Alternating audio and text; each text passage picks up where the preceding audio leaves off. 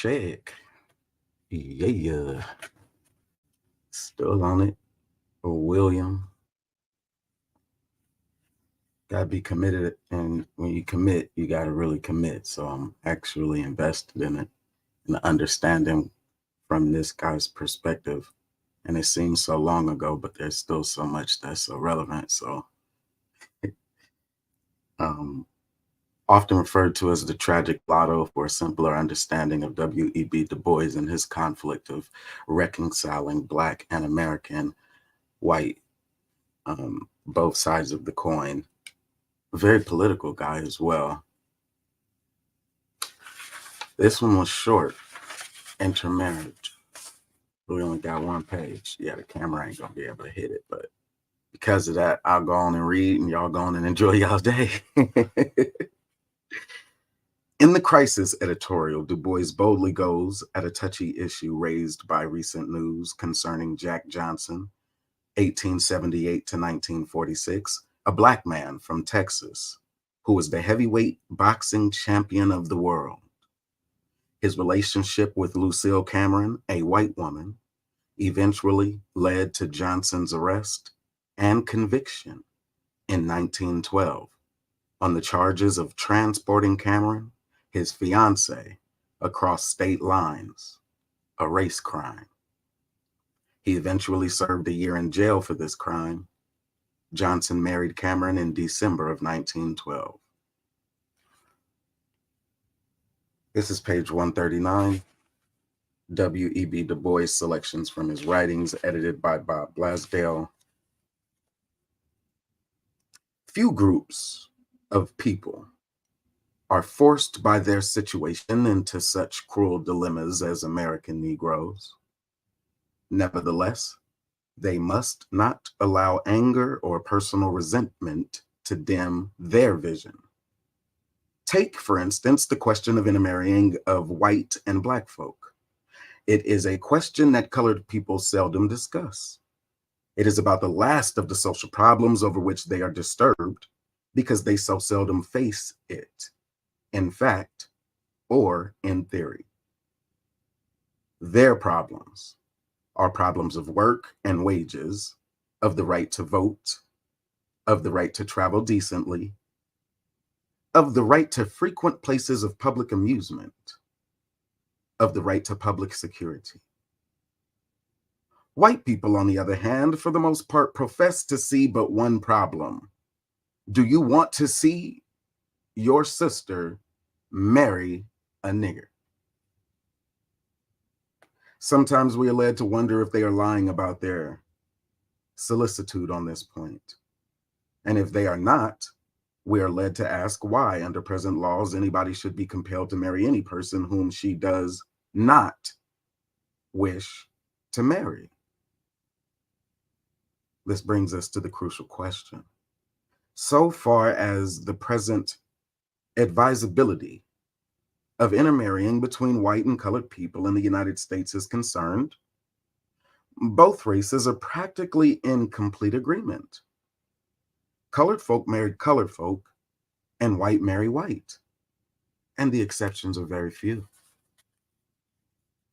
Why not then stop the exceptions? For three reasons: physical, social, and moral. One, for the physical reason that to prohibit such intermarriage would be publicly to acknowledge that Black blood is a physical taint, a thing that no decent, self-respecting Black man can be asked to admit. Two, for the social reason that if two full-grown, responsible human beings of any race and color propose to live together as man and wife, it is only social decency not simply to allow, but to compel them to marry. Let those people who have yelled themselves purple in the face over Jack Johnson just sit down and ask themselves the question. Granted that Johnson and Miss Cameron proposed to live together, was it better for them to be legally married or not? We know what the answer of the Bourbon South is. We know that they would rather uproot the foundations of decent society than to call the consorts of their brothers, sons, and fathers their legal wives. We infinitely prefer the methods of Jack Johnson to those of the brother of Governor Mann of Virginia. Footnote 3. The moral reason for opposing laws against intermarriage is the greatest of all. Such laws leave the colored girl absolutely helpless before the lust of white men. It reduces colored women in the eyes of the law to the status of dogs. Low as the white girl falls, she can compel her seducer to marry her. If it were proposed to take this last defense from poor white working girls, can you not hear the screams of the white slave defenders? What have these people to say to laws that propose to create in the United States 5 million women, the ownership of whose bodies no white man is bound to respect? Note these arguments, my brothers and sisters, and watch your state legislatures. This winter will see a determined attempt to insult and degrade us by such non-intermarriage laws. We must kill them not because we are anxious to marry white men's sisters, but because we are determined that white men shall let our sisters alone. The source, The Crisis, February 1913. And then to the footnote, it says, I have been unable to discover the story behind Du Bois' reference. The reference is to this sentence. We infinitely prefer the methods of Jack Johnson to those of the brother of Governor Mann of Virginia. And now we go into it because Jack Johnson is a tribute of Chicago, right? And the Mann Act was supposedly for regarding or named aptly for the Chicago legislature. And there is a governor of Virginia named Mann as well. And when he talks about the brother in Virginia, I guess it's the editor here, Bob Blasdale, says, I have been unable to discover the story behind Du Bois' reference. And so we can carry that conversation forward as intellectuals because we have the tools in the internet now and the resources to be able to do that, right?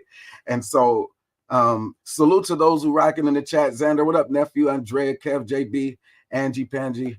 Hey, this is going to be one of those conversations where it's going into a deep dive or a rabbit hole. So if you don't like the rabbit holes, you can go on and find yourself the way out. But if you do, let's go down the rabbit hole. He's talking trash about Jack Johnson, and there was some clarity that needed to be had on the topic of Jack Johnson, who ended up serving time. So we can bring that up pretty easily or readily and look at some of the storylines behind Jack Johnson at the time in order to add some context and some flavor. Let's see, Jack Johnson, boxer. It's pretty well known, and he while Du Bois doesn't go into the necessary storyline about the wife too much, he does point the narrative towards the question of marriage and intermarriage. And when Du Bois says the white slave, that hit different. It just absolutely hit different. And there are some people who can have the conversation from, oh, well, Du Bois is from that era right after slavery, and he's supposed to be one of the great intellectuals that we can call upon for his knowledge and wisdom and his experiences. And he is at the intersection of the American experience through Jim Crow. And he was a narrator, like a social media pundit, somebody like a YouTuber or TikToker. He had his own publication stream to which he was producing his narrative and allowing other people to come to his platform. And with that, he leveraged it to stimulate international conversations. He was a Pan-Africanist at heart at the end of his life as he moved more towards it. But during this time, there's World War I going on. And while the Black people in the South are still stuck more towards the Chicago political apparatus because of Abraham Lincoln, Chicago, Illinois, and the political Republican Party. There's also the Democratic Party, which people were attributing to the Jim Crow South, and he's attesting to the progressive movement where they're vying for the attention of America at that time. And the other Black political thought and more industrial thought was Booker T. Washington. His idea was about land and everything, land ownership. And so the interesting thing about being able to use the internet and find these narratives and say, well, which man was he referring to? The Chicago, Illinois man and his brother. His brother had a publication at the time, which I know I just read, so we're going to have to find it. Let's look at, I believe that he's referring to Robert Mann of Illinois. So let's make the more assumed presumption, or is it could be James. You know, they all got them same names. And I put in Robert Mann. They brought up Jack the Ripper. Come on with that. They going real crazy. So don't let the internet steer you wrong. You got to know a little bit of something in order to get to the actual truth about which man he's referring to. We know that from the Chicago legacy, there's more of an inclination to think that it could have been sleight of tongue when he was saying the man of Virginia. So we have to today then do the analysis and say, was he using sleight of tongue referring to the man in Virginia, or was he actually misspeaking and not attributing the credit for the Mann Act to the legislation coming out of Chicago? All right, now that I got those words out, I'm stumbling and mumbling myself through them. I got to put it in whatever Microsoft Bing, whatever the search engine is, and we need to look at both Manns of that era who he could have been attributing it to, because the editor Bob Blasdale put the footnote in there. And let's carry that forward. And what we would be looking for in our investigation today is to see which of these men, or MANN, man, that we're having a conversation about, who are putting forth this legislation, which of them would have had more of an an impact on Black lives, right? I know Virginia and its proximity versus Chicago, but Chicago in this era, again, there's an idea of, do you stay in the Deep South or do you leave? And that being heavy on people's mind, Chicago on people's mind is just as relevant as what they would have experienced there in anywhere near Virginia. There's some other context clues that I think lead to that he meant Virginia. And when I look at Virginia, I want to share the screen at some point. I just brought up a couple of them, but there's Jack Johnson and that story, and then the targeting of Jack Johnson, which would make it seem like it would have been the men out of Chicago, even though Jack Johnson got whatever Joliet Penitentiary and whatever happened was charged in Texas.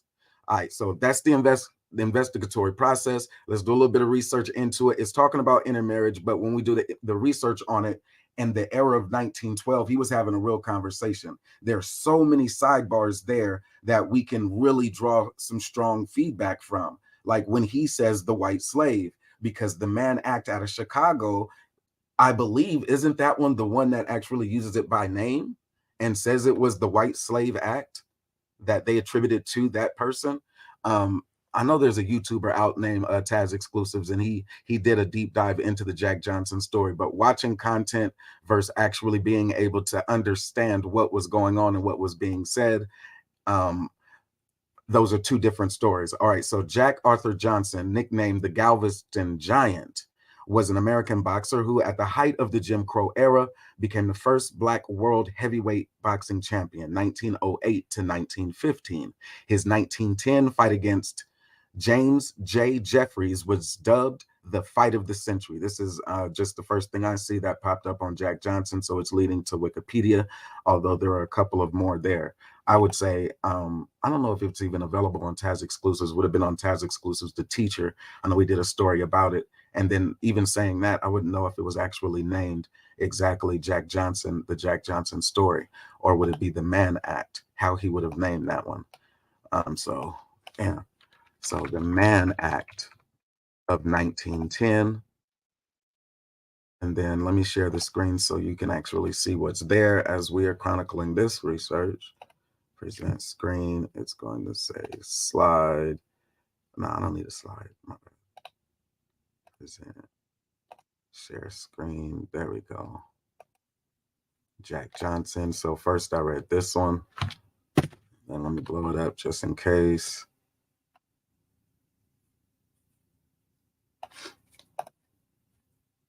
And then let me pull this over here so I can understand that. Bang. All right. So, yep, I can actually see it. Jack Johnson, a boxer, the first thing that comes up. But then there's also another storyline that's running concurrent with Jack Johnson. So let me stop that and then share it as well, which is the Mann Act. The Mann Act, also known as the White Slave Traffic Act, is a federal criminal statute that deals with prostitution and human trafficking. It was passed in June 1910 and named after Illinois Congressman James R. Mann. And that R probably is Robert, probably, if I look at it. The act made it a felony to use interstate or foreign commerce to transport women for immoral purposes. The act was aimed at prostitution, immorality, and human trafficking. It was also used to prosecute men who took women across state lines for consensual sex. And then it goes into some of those deeper sources like Cornell.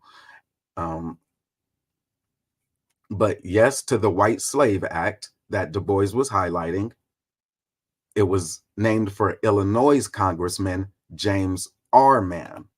And so if we deal with this, it takes us to a source, lawcornell.edu, and then we can get into that.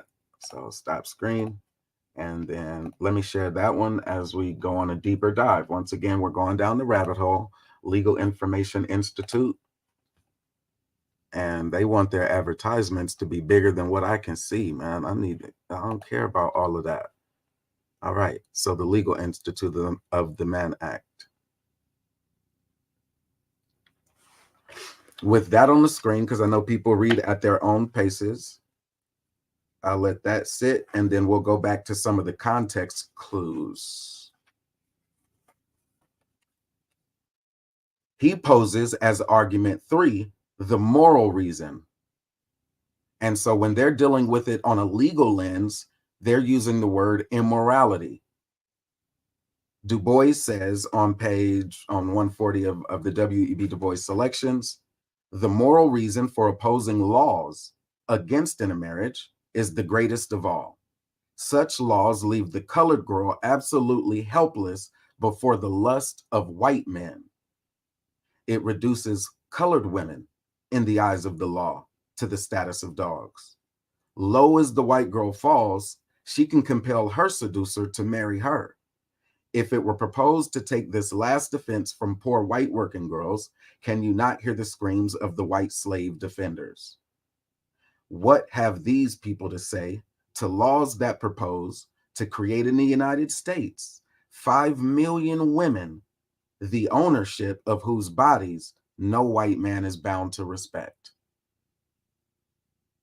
And now let's look at it from what they say in the Legal Institute. So the Mann Act, passed in June 10, was named after Illinois Congressman James R. Mann, invoked the Commerce Clause to felonize the use of interstate or commerce or foreign commerce to transport women for immoral purposes. The act was aimed at prostitution, immorality, and human trafficking.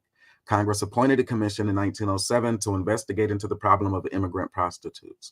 It was alleged that immigrant women were brought to America for sexual slavery and immigrant men lured American girls into prostitution or white slavery. The committees believed that no girl would enter prostitution unless drugged or held captive. This led to public outrage, which eventually resulted in the enactment of the Mann Act.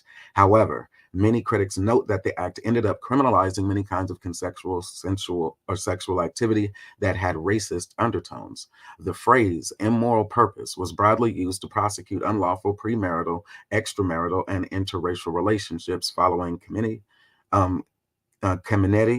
v. United States in 1917, where the United States Supreme Court held that illicit fornication, even when consensual, constituted an immoral purpose. It didn't matter if the woman consented, the man would be liable irrespectively.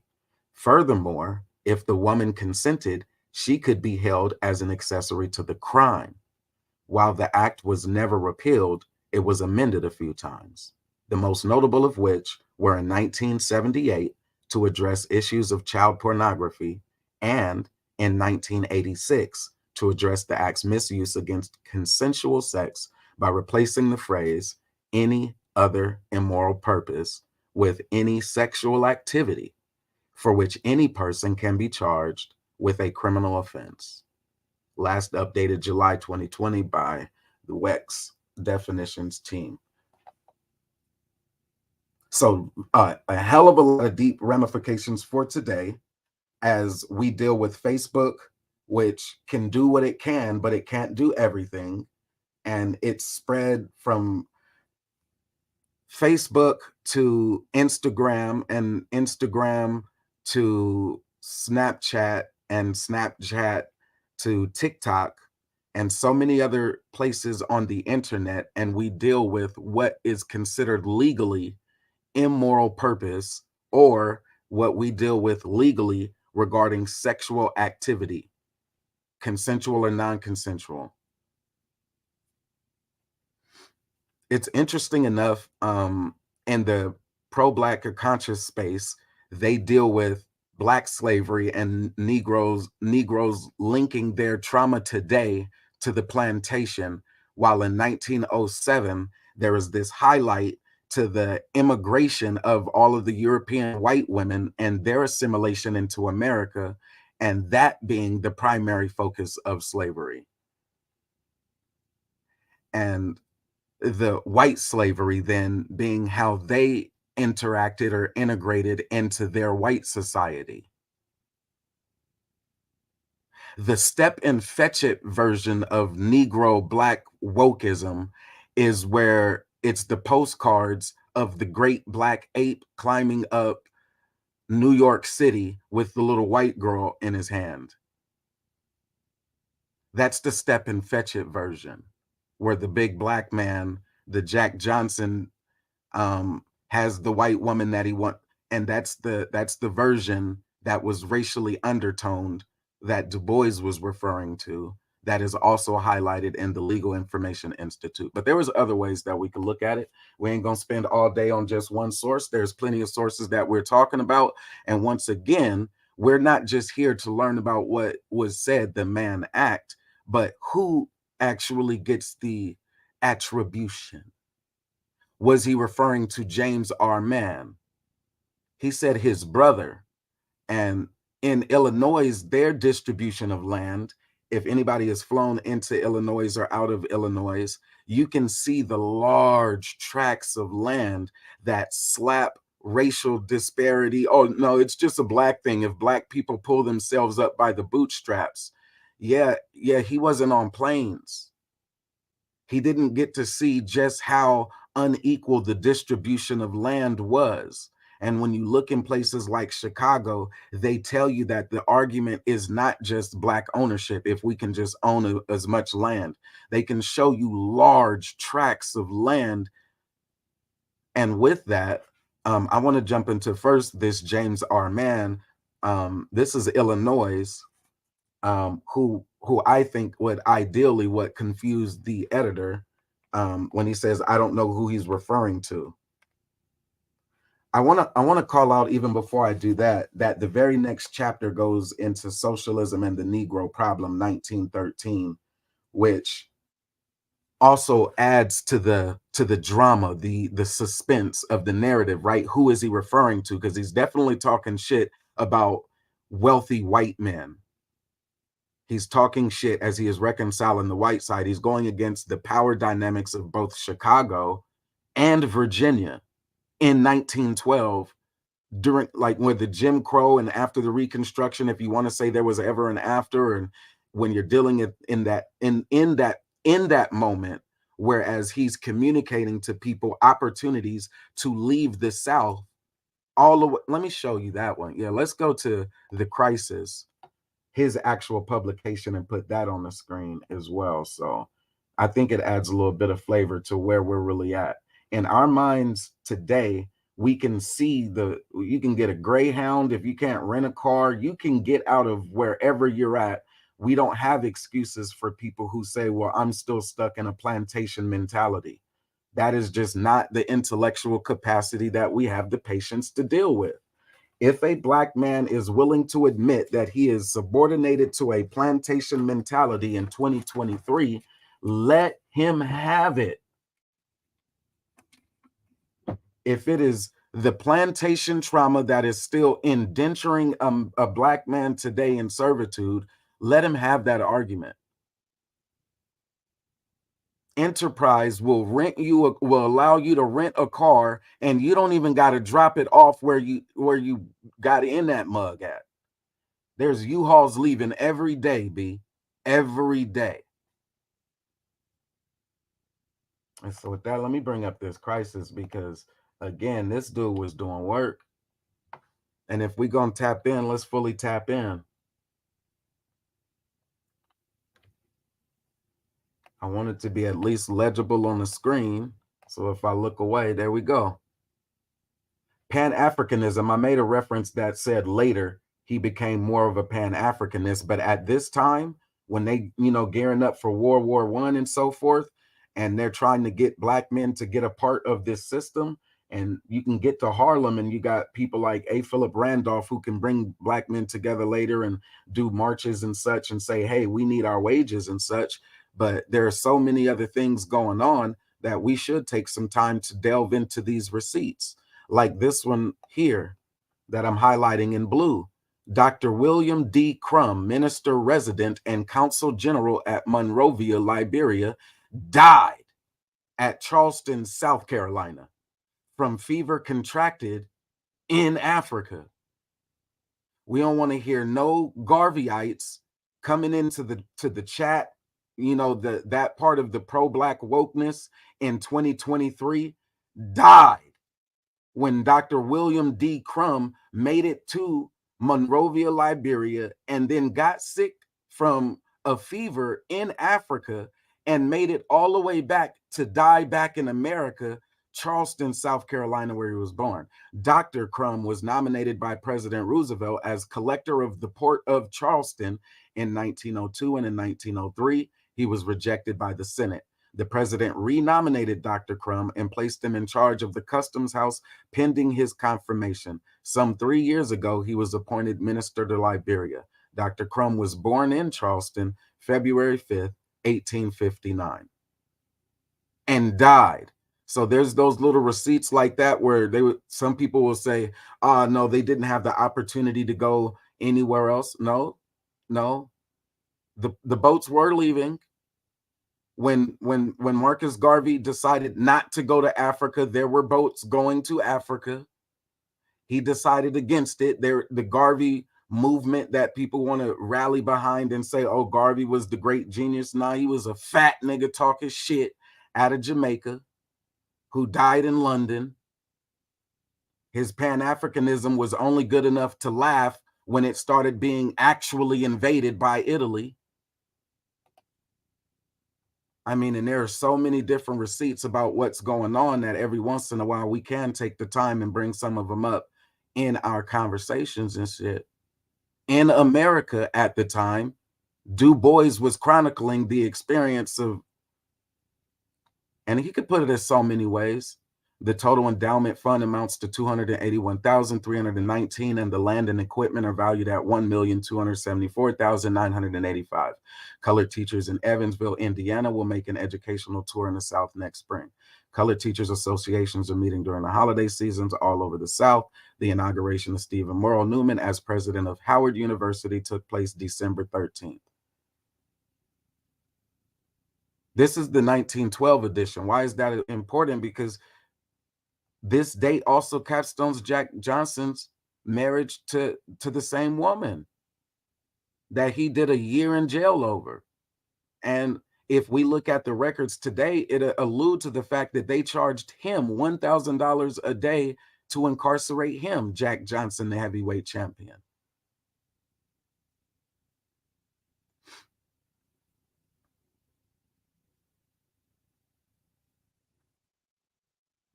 These type of receipts that do show African American progress and what progressive movements do look like, I think that they're important. I know some people today would say it's not important to know how many Black schools there are, how many Black educators, how many Black institutions are being created, the Black businesses, how many new Black churches, how many Black churches were closing, you know, the good, the bad, the ugly. But chronicling the Black experience in ways to which people can legibly see today and tomorrow. I don't know how many people think that that's still important, but there are some people who do take our narrative, what we experience, and they make it their daily work. I don't know if they get much of a livelihood for doing the public work in such ways as being a secretary or a general clerk or a deputy clerk if they put a fancy title on it.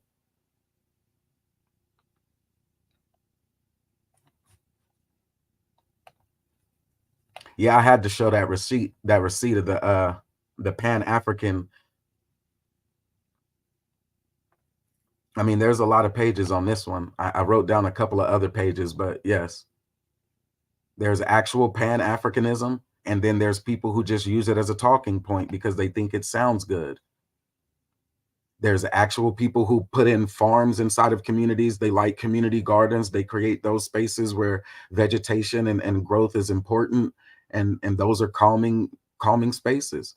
Just like there are people who want more meditative safe spaces in society. Like they want to see more spaces reserved in our public for things like, you know, I would say in the Native American experience, trying to teach the white man to have respect for the Native American burial grounds, it shouldn't have taken 400 years. But now they are using it just like as talking points when they come in to try to acquire new land. And yes, they will try to go about it with means of annexing it into the city and then having the city then wrestle with the federal tape with the, nah, man, come on, man. Just, the farming experience or the fisherman experience. The capitalist system may want to degrade that agrarian or that very simplistic lifestyle and say culturally we're more advanced than that. Fine, that's you, Mr. White Man. Work yourself into a stress induced coma to where you can only produce 2.5 children in your life, and that's what you're satisfied with. If that's the way that the white man chooses to live in his world of whiteness. In blackness and in other culturally indigenous spaces, or however we would like to look at it, it did not have to be so complicated of a life. And we still see those societies thriving today with their insulation from the dominance of whiteness. When whiteness comes in and says, no, we are going to build these trains right here. We are going to dam this river right here. We are going to do X, Y, and Z that will inadvertently and negatively impact your livelihood forever. And then they come in unapologetically and they'll do things like, what, we built a school, we built a church, we built a public office, now they can receive mail. We enumerated, we added these additional ordinances that brought new mercantile or new business, and these are the goods that were added once we opened up the market. From the market we opened up additional commerce. They're debating this at this time. And Booker T. Washington is saying, no, stay steadfast, own your land, and be as you will. You do not need, and this is where it gets controversial, you do not need, as a necessity for your livelihood, matters of the poll, that one day out of the year, every 2 to 4 years, its significance is not worth selling the farm. Hold on and be steadfast to your culture, your family, protect, and Booker T. Washington had his own way of going about the urban league or business for the Negro business community. And in a way to which if they continued down his line, he died in 1915. The same, I should say it the same way I said it about the Pan-Africanists. He died in 1915. Nevertheless, there are so many good stories, thick stories. So, crime. The following lynchings have taken place since our last record. 2 Negroes at Newberry, South Carolina, charged with murder. One, Will Thomas, was shot to death. The other has not been found. In Bois Parish, Louisiana, 3 Negroes, Burke, Hurd, and Jimson, were lynched for wounding a sheriff. The Shreveport Journal has a picture of the lynchings and devotes several columns to the details. At Ocala, Florida, Priest Niles, a Negro, was lynched for murder, and John Archer, also colored, was shot for talking about the lynching. At Cordell, Georgia, Williams, a Negro, was lynched for murder and alleged assault. At Butler, Alabama, A. Curtis and 3 other colored men were lynched for the alleged murder of a planter. In Enid, Oklahoma, Dixon, a colored man fearing a mob, hanged himself in jail. He was accused of murder. In North Dakota, George Baker, a white man, was lynched.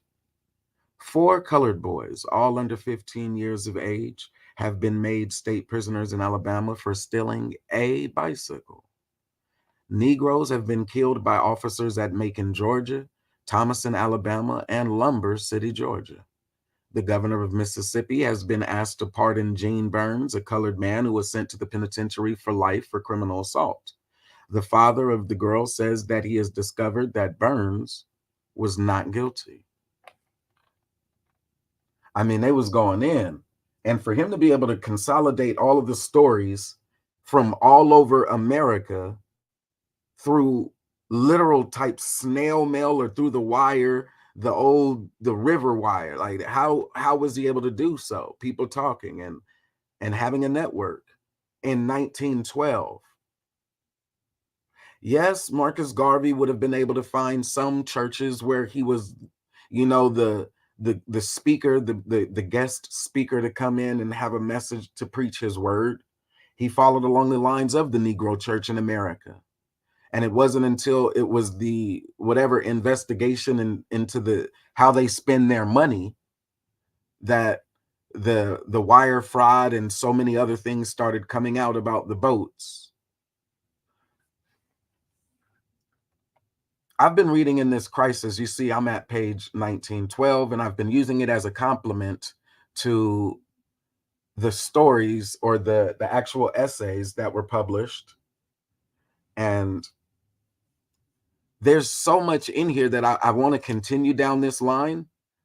The president of Haiti, Tancred Augusta, president of the Republic of Haiti, was born at Cape Haiti, March 16th, 1856, and is consequently 56 years of age. He's a businessman and banker and is made head of the Department of the Interior of the Police by President Hippolyte in 1895. He held office until 1902, when he returned to business life, but his advice and aid were repeatedly sought during the administrations of Nord and Simon. After the flight of Simon, Augusta was at the head of the Committee of Public Safety, which preserved order, and when the late President LeConte perished in the terrible accident of August last, August was elected his successor by a large majority, free to a greater extent in the manner of his accession to power than most of his predecessors from the machinations of political enemies and the importunities of political friends. Great reforms and great achievements are expected of him because he is believed to possess both the power and the inclination to bring them about. You telling me they were still we are still today seeing the assassination of the presidents of Haiti.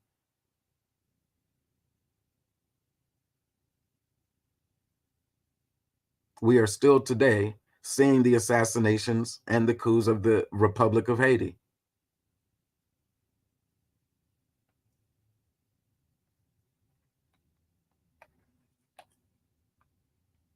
And I was just on this page. I was flipping through because I actually want to get back to the argument or to the receipt. There was a confusion around which man he was referring to.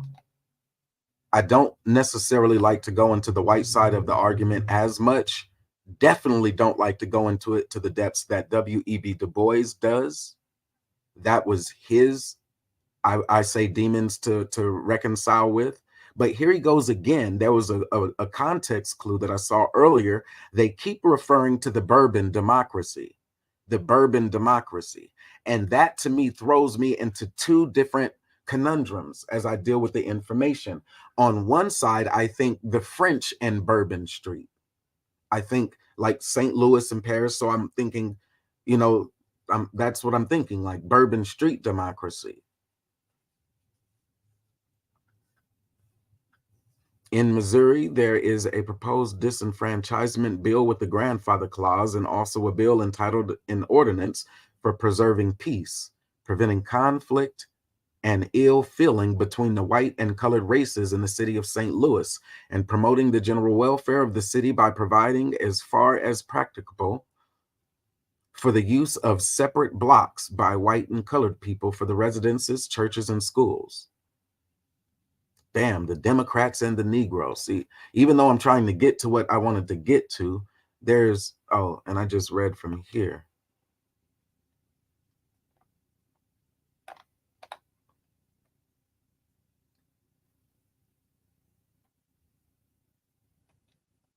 Some of the Democratic leaders in the state made an especial appeal to the Negroes in the recent campaign.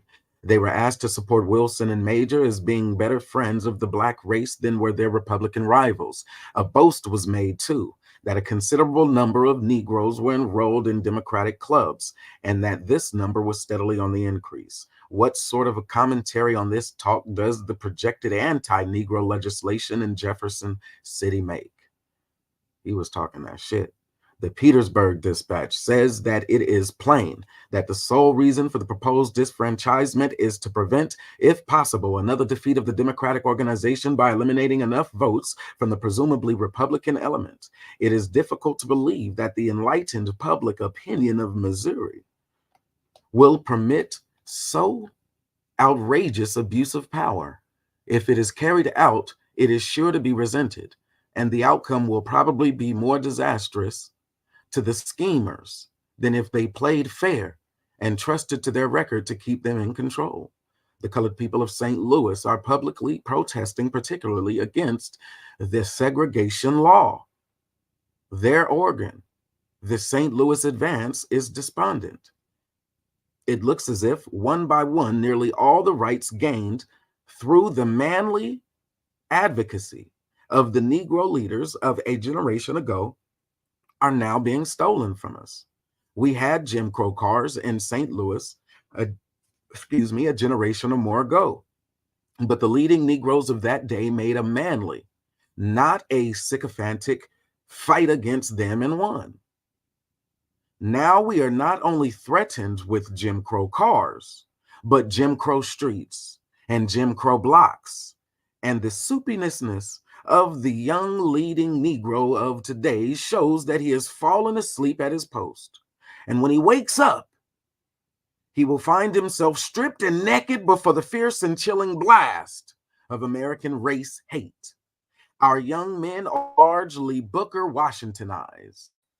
Their policy is submission and surrender, a policy which, as pursued by Washington, has cost us nearly all of our rights in the southern states, and now it is invading the north, and we see it teaching the doctrine of race separation, prescription, and surrender everywhere. We cannot forbear in this connection to print a poem which the Woman's Journal attributes to Cotton's Weekly. It is entitled, "It Pays to Kick," and runs like this. I told you it was very poetic when we deal with it. He had a lot. It was like when I say the Harlem Renaissance and being able to bring in those creative minds that can write and attract people to certain, attract certain demographics and such. I can see why there was a success in his subscription base. Even then, his subscription base was booming. And as a competitor, Booker T. Washington and any of those other schools would have to look at the Cotton's Weekly. They looked at what the Women's Journal was doing, similar to the people today who look at what the women's sector of YouTube are doing. And they find their inspiration from the Women's Journal the same way they find it from their competitors' journal. And he was calling out Booker T. Washington and those who prescribed to Booker T. Washington by face. The Democratic organization versus the Republic element. Today, we can deal with some of the Republican element by looking at some of their leading blackface proponents, such as Candace Farmer. But when we analyze the man and what was assumed to be manly in 1912, according to the Mann Act, and what was morally what were the moral obligations, what was morally objectionable, it was morally acceptable that this Jim Crow car allowed blacks to travel. That wasn't the issue. Excluding blacks as a part of commerce in America would have never allowed America to grow. The argument that is inclusive of the black woman is to weigh her as property to a white man. And rather than make her property to the white man, it seems that he was in her defense, and it was always at the discretion of the white man to chastise the other white men, which we would see later in Loving v. Virginia. Because this is before Loving v. Virginia, the argument that I have that no, he in fact was talking to the governor of Virginia, and that the editor being confused is just the editor being confused.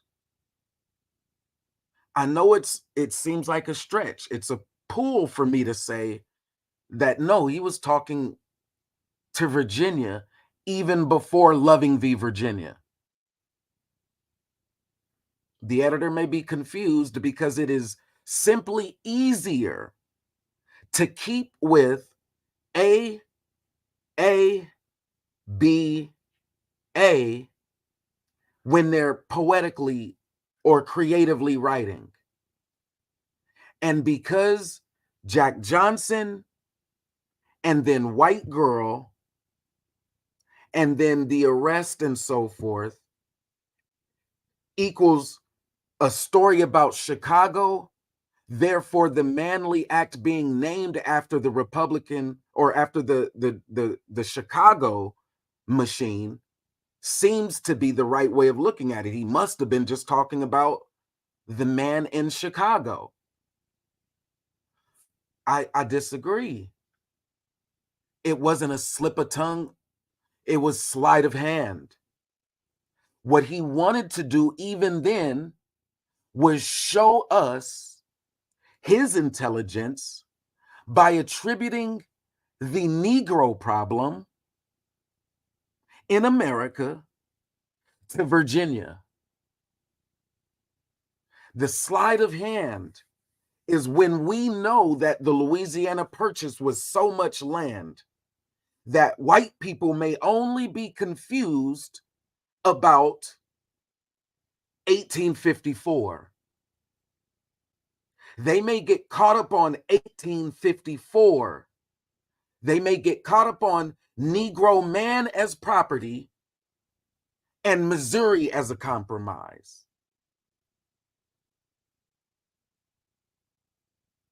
That's 1854, Negro man in the eyes of the law, moving about America, and they're resolving this issue of trafficking, and white men to white men don't give a fuck about these Negroes. But what is man and what is moral is to take what has been considered in the eyes of the law a man who challenges at the Supreme Court level I am not your fucking property. I'm man. And in order to bring forward intellect that white men in America would push off in recognizing until years later, Loving v. Virginia. In very colloquial, you can see the symbolism in the Supreme Court Justice Loving v. Virginia. But if I show you the date of Loving v. Virginia, it would be hard to say that they knew that that was happening in 1912.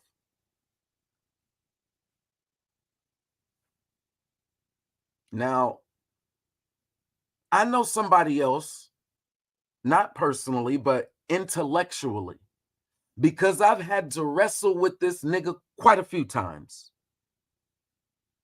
Top Cat, the legendary Top Cat, Big Chief, because that nigga there knows something.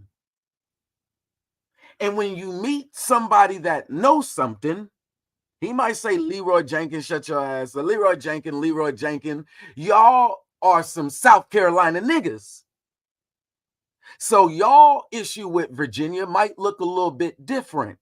When your generation of Jenkins, you know, my dad and his granddad, are Louisiana niggas versus the South Carolina niggas. And I don't think people can really see the connection unless they know Jenkins. And being able to know Jenkins means you know something. Them South Carolina Buford Jenkins, that's when you really start dealing with rebellion and that rebellious Negro spirit. How you gonna be the new white boy in South Carolina and because of who your daddy and them is, think that you can say who can walk where to a land full of niggas? And to us, we think that it was like a slap on our wrist when the white people were trying to tell other white people where white people could and could not walk in these southern colonies. And so for us to read it in their plain English and read it as they need to put up roadmaps in their names so that they know where it's safe for them to fucking go in these Americas amongst all these other Negroes. If you call them colored, or if you call them indigenous, native, Yamasee, Cherokee, Choctaw, I don't give a fuck what you calling these Negroes. It hurts for me to have to walk down the white side of the story. I'd rather keep it black. Other people have a problem being inclusive of the women's side of the argument. So the woman's journal being attributed was a bullet point for me. I know how much the Niagara movement or the mulattoes were dependent upon the women. There's no way they make the NAACP an American success story without women, particularly Black women, and the protection of Black women as they were pushing the narrative of anti-lynching. Now you have these mulatto children who are being afforded this new concept in America called education. If you leave it to the white man, they will work a child to death the same way the white man would fuck a cow to death. You'd be like, damn, what the fuck is wrong with these white people and bestiality? And it's just crazy going back on what white people had to tell other white people they can't do. And while the Marvel comic characters may change the images up a little bit just so we can process it in a very simplistic form, while the comic books may make those postcards a lot faster and easier for us to process. And while TikTok and social media, you can make a short that gets 100,000 views, back in their day, they were having barbershop conversations one to the other. The white man establishing a footprint of roads and enumerated postal addresses in America was not necessarily a bad thing. Him declaring it illegal for those spaces to be occupied by the indigenous people will always be looked at as a crime against humanity. And there are so many that are against reparations that I'm like, the intellectual capacity you have, AABA, ABAB, A, B, BA, I don't care how you change your rhyme scheme, with your creative genius, reparations is still the same argument. To argue against it is folly. I don't care what title of tribe you enlist your claim under. Doesn't matter to me one bit. The blood quantum laws were just another law, statute, or commandment. If it was necessary for Black people to use them, argue this or argue that, it was more just conversational. But what white people needed to discern and to enumerate, it wasn't always necessarily a bad thing. But they did one hell of a job claiming their right to claim shit. They did one hell of a job writing down that they have a right to claim shit. They make all of these outlandish claims. I'm talking claims to thousands of acres. One family generationally going back that he could have been referring to. And this is where if you know something, you know something. Is that Mann family out of Virginia?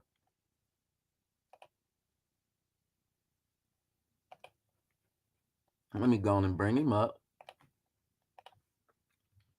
Governor of Virginia, Mann. As officially, there have been 74 governors of Virginia. The acting governors are not counted. We're going to William Hodges Mann. And let me go on and share the screen and get out of the crisis and get into this next layer of content. This rabbit hole is going to be well worth it. I know there's people that know something. So let's talk to people that know something and stop making it seem like we're only talking to Black people who may not know something. They say don't use Wikipedia. They could kiss my ass. I'm on some real Google scholarship right now. But we're going to figure out whether or not he was talking to the governor of Virginia, like his comment says, that the editor put a footnote on as if he can question W.E.B. Du Bois on his own call out. Let me get this sentence again with the call out so everybody who may have joined late can know where we're at with it. All right. We infinitely prefer the methods of Jack Johnson to those of the brother of Governor Mann of Virginia. That's what W.E.B. Du Bois was saying. And of Jack Johnson was marrying the white woman. And so for him to say we infinitely prefer the methods of Jack Johnson to those of the brother of Governor Mann of Virginia, 100 years later, I want to know why he was calling out the governor of Virginia. I'm nosy as hell. That's some real beef. It sounds like he wasn't calling out no punk bitch. Now, if your nation is getting ready to go into World War I, we know what happens at the end of the 1800s. So by 1912, this shit ain't over. And you're going to call out the executive governor of Virginia we have the right to know who it is he was calling out, don't we? We want to know. He called out Booker T. Washington. Booker T. Washington was like, niggas, y'all need to own your land. Don't sell your land. Generations later can find value if you continue to hold your land. Now, 100 years later, we see that we lost the attitude for owning American land. Niggas don't want to be no farmers no more and shit. So if he called out Booker T. Washington and we lost so many generations that would have been the owners and going forward with land ownership in America, but because this tragic fucking mulatto told Black Americans that we should not aspire to own American land, and we ended up degenerating from there. We didn't get better as a society of Black folks. We sold more land than we continued to buy. It went down. That's a bad thing, right? So let's get nosy about who the fuck he was calling out. He better be calling out he better be a hitter. In my book, he got to be a hitter, because we know what happened in America for W.E.B. Du Bois to go die in fucking Ghana. After telling Black Americans so they couldn't fuck with Garvey, who didn't go to Africa. Although Black Americans at this time were very susceptible intellectually to Garvey's movement, he told them, don't fuck with Booker T. Washington, because he's telling you that your vote is X, Y, and Z, own your land. He better be calling out a hitter is all I'm trying to say. And I don't give a fuck about people who say, well, don't go to motherfucking Wikipedia. William Hodges Mann, born July 30th, 1843, December 12th, 1924, was an American lawyer, Confederate soldier, and Democratic politician who became the first judge of Nottoway County, Virginia. The first judge of Nottoway County, Virginia, and the last Confederate veteran to serve as the governor of Virginia. All right, so he calling out one of them actual Reconstructionists. Virginia, is Virginia considered the South? Born in Williamsburg. It's already named after William. Y'all just already winning, right? On July 30th, 1843, to John and Mary Hunter Bowers. Jesus Christ. I see why you mad. We absolutely see why they're mad. The White Slave Act was about white women. And he was born to John and Mary Hunter Bowers Mann. So the Mann Act, of course, wanted to protect white women. But let's read forward. Mann had an older brother, Edwin Murray Mann, 1840 to 1885, who was born in Delaware County, New York, and who also became a Virginia judge, but in Petersburg after the American Civil War. Let's go back to the quote, because Du Bois said we prefer Jack Johnson over your punk ass brother, and we finna get nosy. Why he talking shit to that? The governor, he says, we infinitely prefer the methods of Jack Johnson to those of the brother of Governor Mann. So not only is he talking shit to the governor, because you can't call out the governor. You can't call out the governor's brother without it being perceived as talking shit to the governor. How you talking shit about my brother is not talking shit to me. How am I supposed to suppose that you talking shit about my brother is not a direct shot at me? If I'm the governor and my brother he's just the judge of this motherfucker. But let's see. He may have been, if we're doing historical research, we can't conclude. All we can say is when he says the brother of the governor of Virginia using the internet today, he may have been talking shit to Edwin Murray. Born 1840 to 1885. He died at 45 years old. Excuse me, he died. We got to put the emphasis on that shit. When we talking about people who you know what I'm saying? We really don't fuck with them like that. Then we got to say they died. You got to put it on a little thick like Mac lip gloss. Let them know. He went to Pan-African. He tried the Liberian shit. Then he had to come back to a South Carolina hospital and died. He moved to Africa after saying, we shouldn't own land in America as black people, and died. Marcus Garvey, he went to London and was laughing when Ethiopia was invaded by, who was it, Mussolini.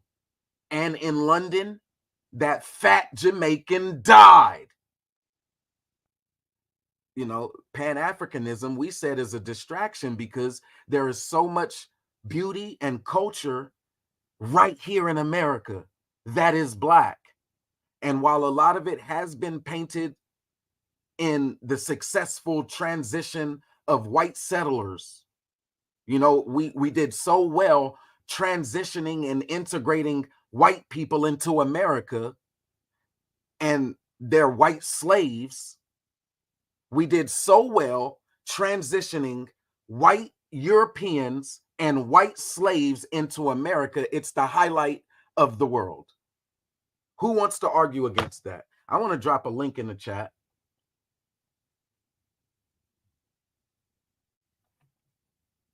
I just want to argue now. Argumentation and debate.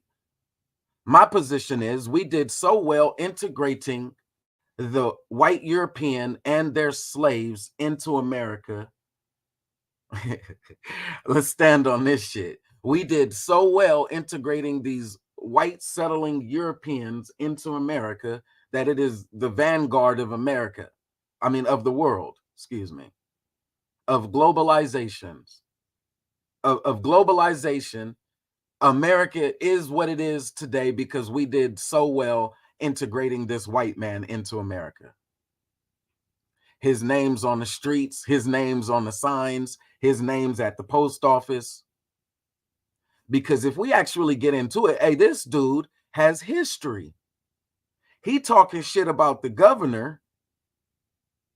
Let's go on and they say don't go to this one. Why not go to Wikipedia?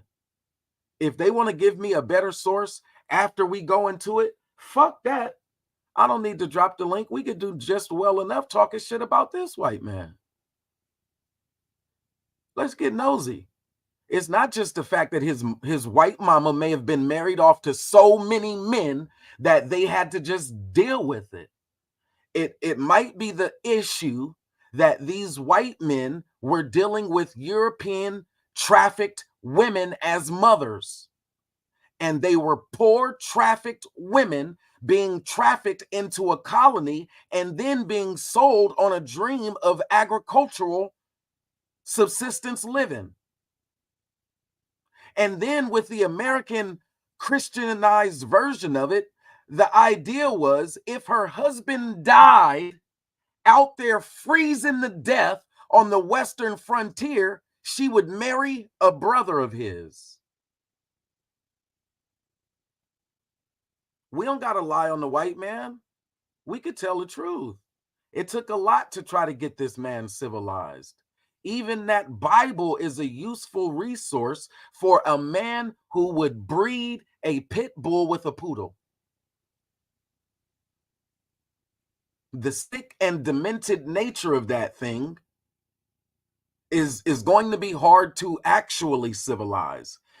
It can claim, by whatever name it has, it can claim the white man. It can claim tens of thousands of acres of American land and say that no other man has a right to occupy this land without paying me for the just usage of said land. That's what it can do. And to civilize it, it is willing to go to war with its own family members. Likewise, it's also willing to marry into its enemies. It, as a sign of longevity and peace, will marry into its own enemies. But beyond marrying into its enemies, when the white man was dealing with the white slave woman, is one thing. Du Bois is saying in 1912 that the most important and greatest of moral arguments was to keep the white man from just claiming black women as property. And today, identity black woman, well, Loving v. Virginia, that was a Native American woman. She was half Indian and she was colored and Negro and Native. Same difference. Hebrew Bible, nigga, Hebrew Israelite. One and the same. You're still saying the same thing when they say it had the racial undertones.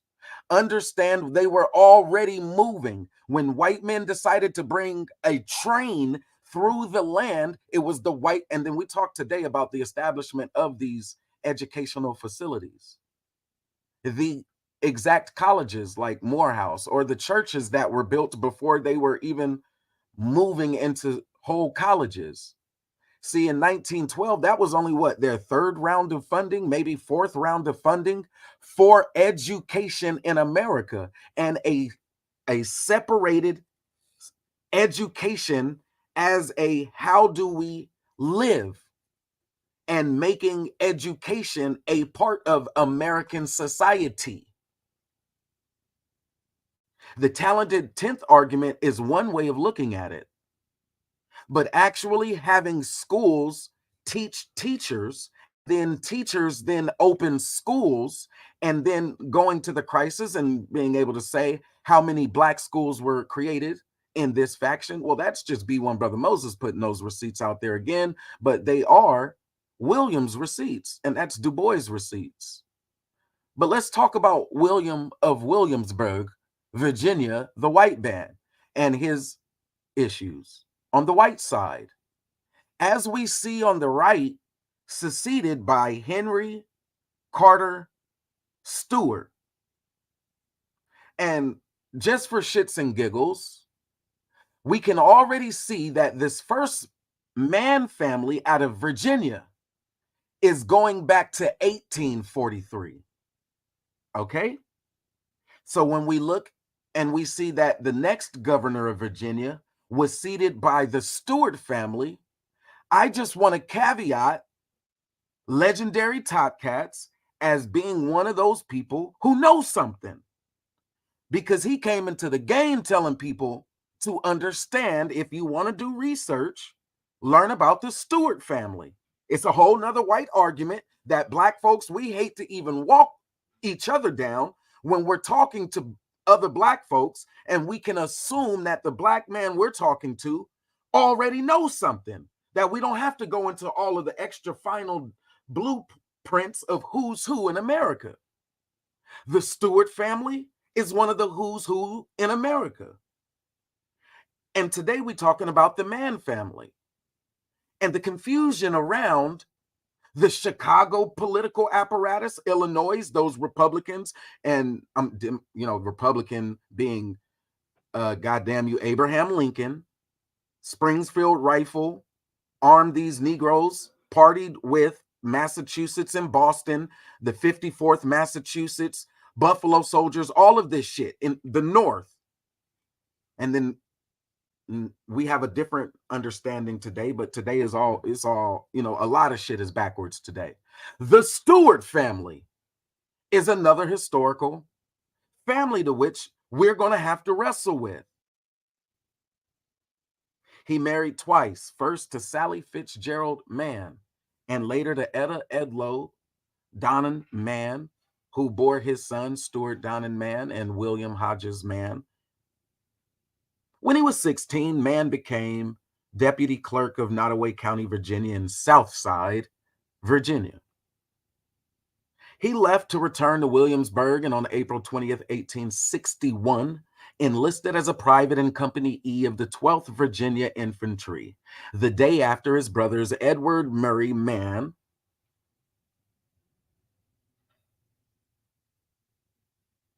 Because again, he talking shit about his brother.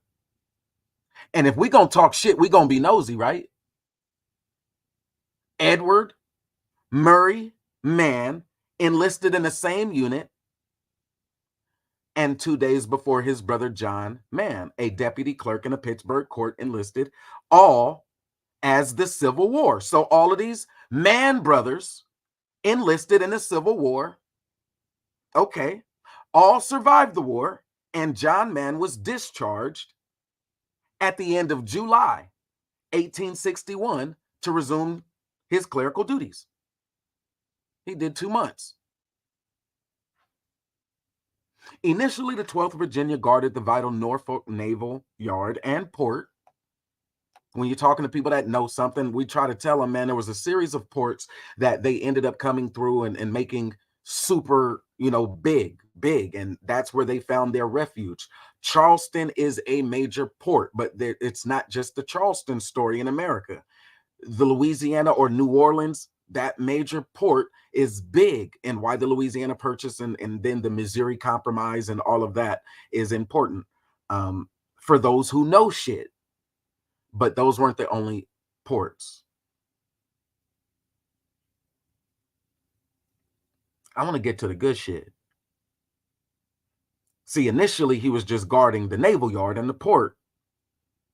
In 1862, responding to the Federal Peninsula Campaign, the 12th Virginia became part of Mahone's brigade, named for William Mahone, in Longstreet's Corps in the Army of Northern Virginia.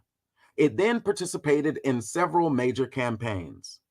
Mann was badly injured during its first significant combat, the Battle of Seven Pines, on June 1st, 1862.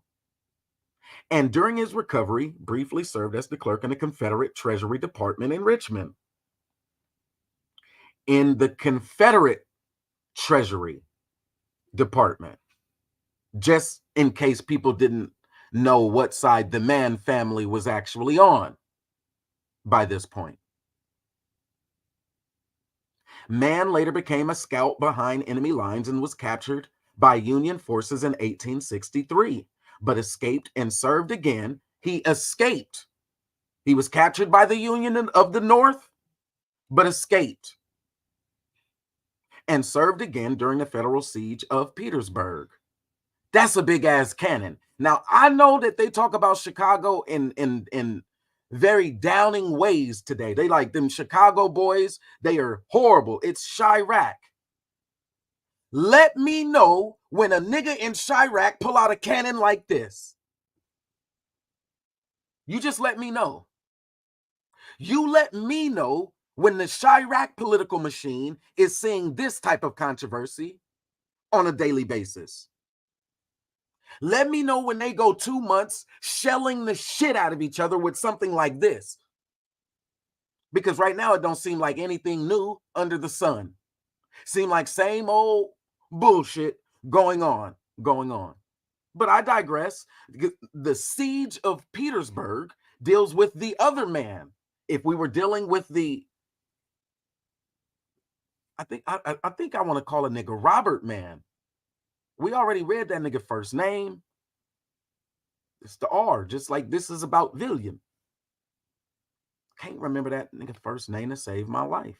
Upon partially recovering from his wounds, Mann resumed his office as deputy clerk in Nottoway County as the war ended. After General Lee's surrender. Yeah, because they lost. All this Confederate shit, they lost. They surrendered.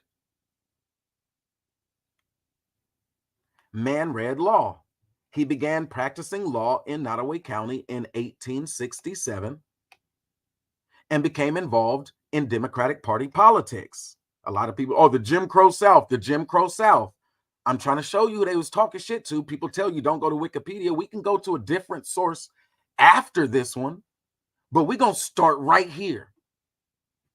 Eventually, let me do it again. He began practicing law in Nottoway County in 1867.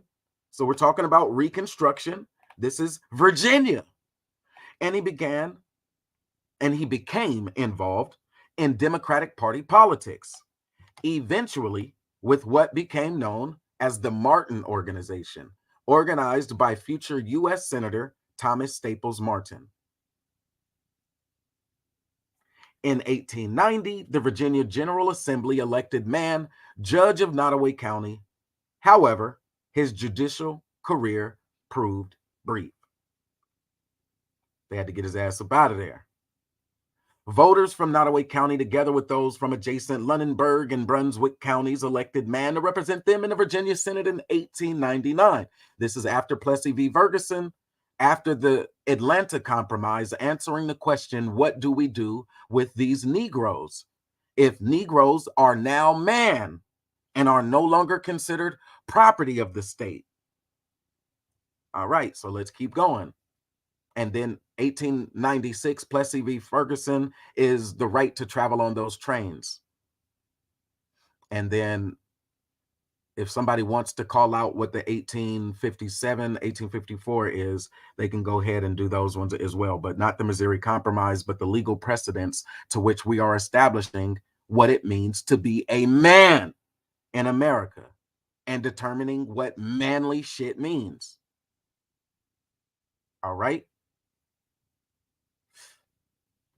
So voters from Nottoway, together with Lunenburg and Brunswick, elected Mann to represent them in the Virginia Senate in 1899 and re-elected him several times, although after the 1900 census and the 1902 state constitutional convention redistricting, the state senatorial district, now numbered the 28th, was redrawn to include not only Nottoway and Lunenburg counties, but Amelia, Prince Edward,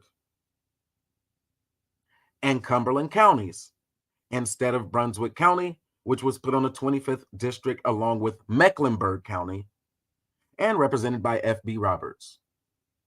People that know shit, go to Mecklenburg County if you want to. They got the little lily white spots, absolutely. Pretty little lily white spots. Mann's Senate predecessor, Robert Turnbull, was also a lawyer and was elected clerk of Brunswick County in 1901 and later to the U.S. Congress. Senator Mann became chairman of the Committee to Revise Virginia Laws.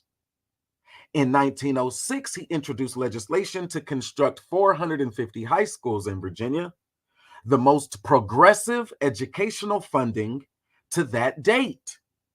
Mann also favored prohibition, but only at the state level. The Mann Law he authored closed about 800 saloons in counties lacking police protection.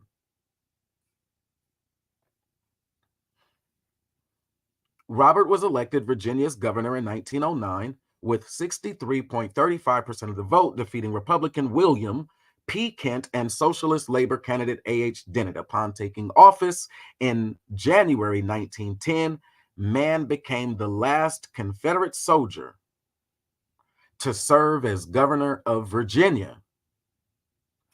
Governor Mann was a Confederate soldier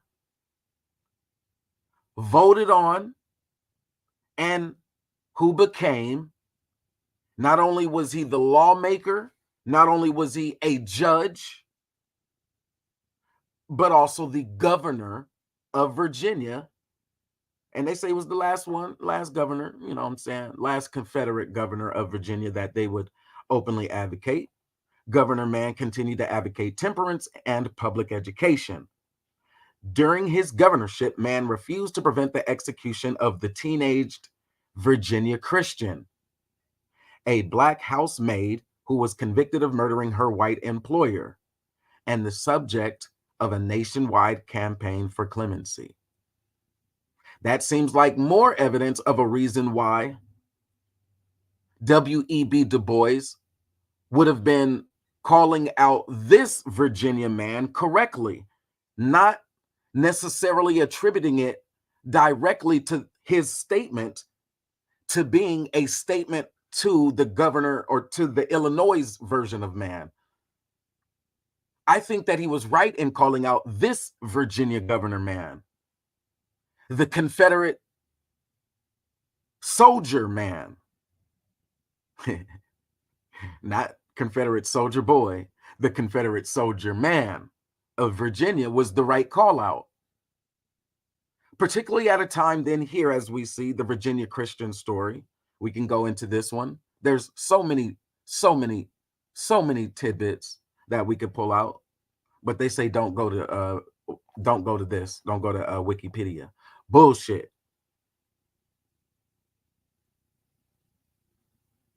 We need to bookmark this. Let me go on and click it just so I can bookmark this one and come back to the Virginia Christian story, because it seems like that's where it gets even better. We can have the conversation from the lens of Loving v. Virginia, and that's it. And that's annoying to me. That to me is to err on the side of an assumption that the Mann Act that they're referring to is Chicago. We can see a lot of the different semblances where Chicago has to take an active role in anti-trafficking.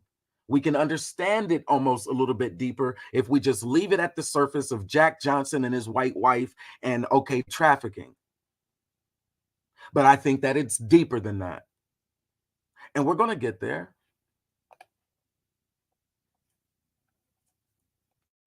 You got to put an earmark on the Virginia Christian story, though, because it just seems worth it. We in the rabbit hole, though. Thank y'all for rocking with me.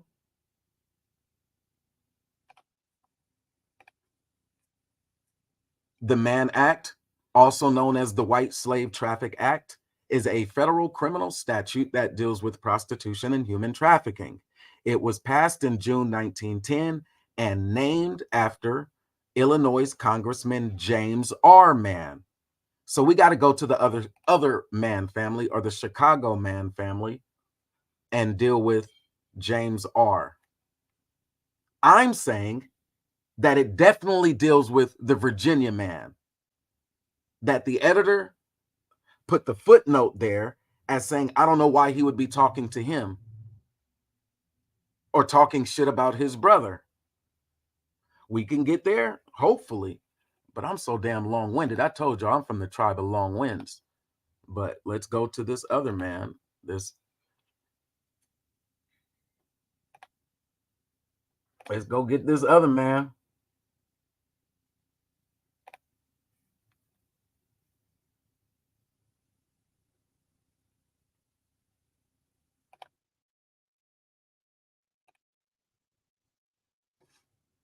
Before we get there, we're going to put it in their language just so the people who are on here can actually understand, see what we're talking about.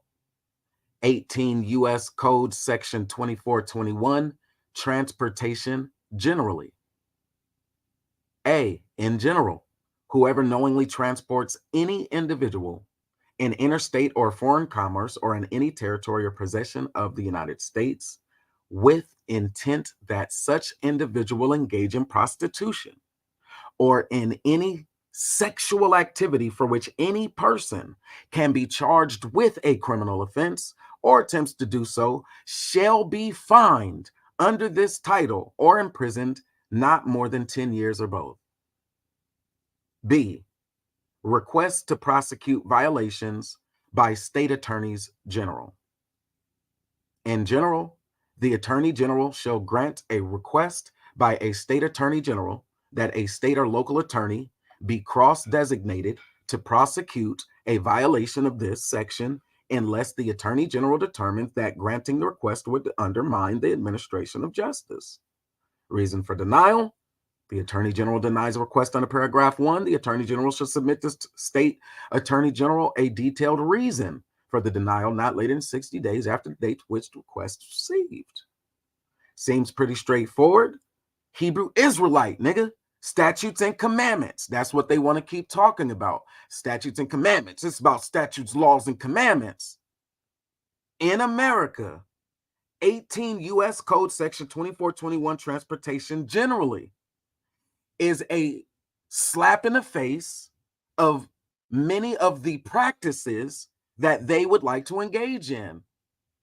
They can find themselves resting in the security of other Black Republicans who may be open to their line of thinking, closer to, evangelical lines, where they just say it should be a state matter for them to have 9 girlfriends and 1 wife in America. Now, I claim Tribe of Long Winds the same way they claim that we're all Hebrew Israelites to some extent. I can't find an ancestral link to Africans the same way they would claim that the African is co-conspirator in the crime against humanity that degraded the status of God's chosen people, enslaving God's chosen people. They would say that there are enemies in physical, secular, man flesh form who are occupying native and indigenous spaces all over the world. And they would evangelize to those native people that if they unify under the umbrella of their calling, their natural, their God-given birthright of all lands, and eradicate themselves of the doctrines of whiteness that have come like a demon upon the Aztecs, the Incas, the Mayans, any civilization, the Maui people, Asiatic cultures, no matter where you go, a non-malevolent or malevolent white demon semen is impregnating the bodies of the melanated people across the globe. And white men are having conversations around whether white men should marry them. If, man, I'm talking about the real shit. To white men, they had no problem breeding a Rottweiler with a Chihuahua.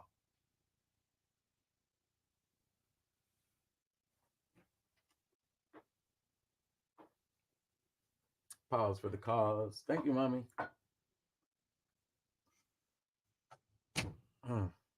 My wife is amazing.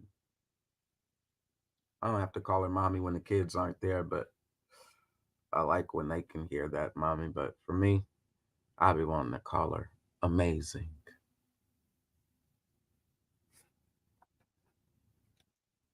But let's talk about the white man.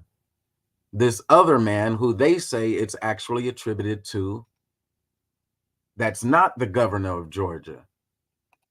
They say that the Mann Act is attributed to this other person. So let's look at his family. I can show you intergenerational man out of Virginia, where they are owners of thousands of acres, that they are the Confederates.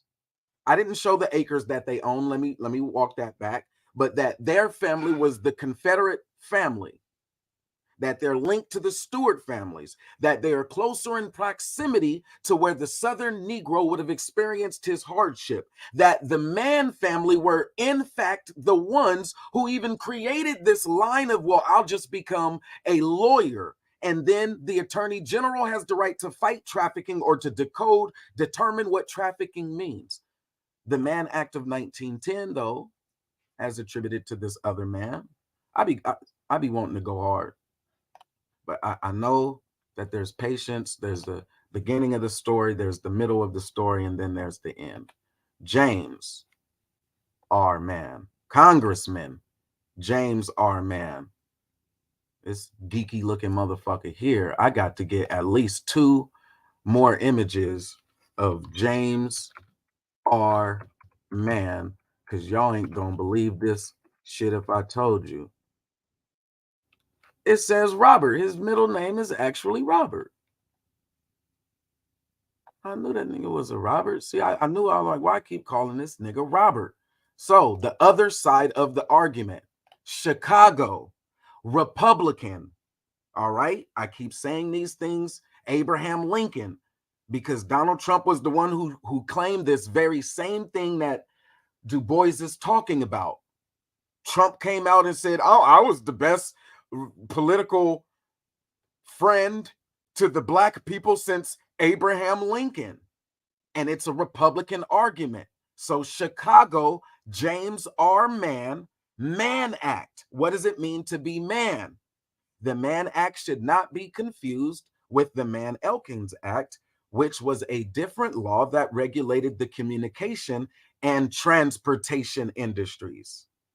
The Mann Act of 1910, White Slave Act, is the one that we're referring to. And let's talk about it. Man, this was the first picture that they showed me. Let me take the one off. It's like a little cartoon sketch, but we finna put them on the screen because every once in a while they get mad when we talk about black people. So they say, why don't y'all talk about white people like that? So let me show you this goofy motherfucker so y'all can stop making me talk about white people like that. Fucker got to be one of the goofiest looking sketch images. This Poindexter, this straight out of a motherfucking Dexter's Lab, whatever them little, this 1856 to 1922. Y'all really want me to believe Negroes was scared of this nigga here? What was it? The glasses that was so intimidating? 1856 to 1922. Office, representative, state territory, Illinois, party, Republican, Congresses. Do I have to read these? Like, they enumerate them. I'll enumerate them for you on some white shit. 55th from 1897 to 1899. 56th, 1899 to 1901. 57th, 1901 to 1903. 58th, 1903 to 1905. Every 2 years. And this Virginia, by proximity, it's going to get you a lot closer to the Negroes in the South. But if you go to Chicago and look at how they mapped out their acres, there is no way you wanted to have the intellectual smoke with a motherfucking rural, dumb South farmer. Not at a time where 450 high schools was a highlight. They just getting started in educating this white boy in America. But we want to put all the onus on white supremacy because we read the stories and they put a white sheet over their faces. There was nothing scary about the white sheet. All it said was that they did not find that person guilty. In a measure of morality, they did not find it immoral to destroy property. And until you have a Negro man that is no longer the white property or the property of the federal government, even the federal government says, shit, we'll amend this constitution with the exception of if this nigga done committed a crime. So, of course, if they become the lawyers, then they can accuse you of whatever the fuck they want. And if they appoint themselves the deputy clerk to write down all of the accusations against who? Now, if these are the landowners as well, of course they don't want the federal government involved. He's a Confederate. Confederate. He wants the states to have the rights. And while many people can see Jack Johnson and Texas as ceding from the Union and attribute it then to the Republican, they would say that I'm equivocating or making a long stretch. Du Bois said the governor of Virginia and his punk ass, he didn't say punk ass brother. But he did it on his social media in the way that he said it. He got all the $1 million words. I had to read sycophancy. What the fuck is a sycophancy? If you would have asked me to spell the word that I had to read out loud, I would have failed. I would have absolutely failed. They got the words. The topic was intermarriage. The year is 1913 because Jack Johnson married his white woman It was the white man that had all of them fucking not my wife concubines. How many girlfriends does the white man need? And because it's 1913, if the woman is not her own person, then of course you would need a skinny mulatto like W.E.B. Du Bois to side with women as they are pushing an anti-lynching legislation.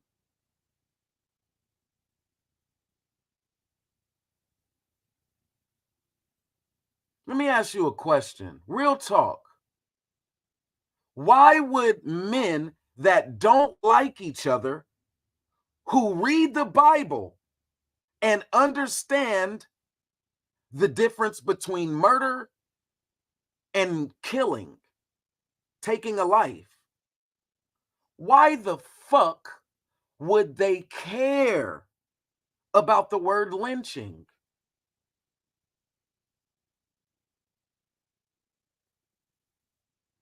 If we want to step and fetch it or paint it in blackface as the victim of a great white oppressor forever, then we act like I didn't even read that they said there was a white man who was lynched along with those other names that were listed in the crisis. Why in the fuck do men who agree that it is morally, spiritually right to take a life, they side with killing other men? They are for going to war, not against going to war. They are the Confederates. They wanted the smoke. Why would men ever want the federal government to say anti-lynching when white men want the right to lynch somebody?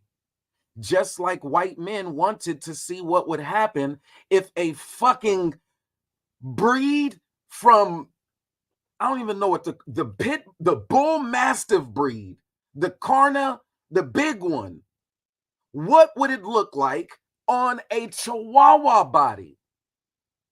That same white man, in his way of supreme thinking, very sarcastically, he didn't not get elected in the 58th Congress. He went on to the 59th Congress, 1905 to 1907, the 60th, 1907 to 1909, the 61st Congress, 1909 to 1911, the 62nd, 1911 to 1913, the 63rd, 1913 to 1950, the 64th, 1915 to 1917, the 65th, 1917 to 1990. That's how you carry forward a legacy, ain't it?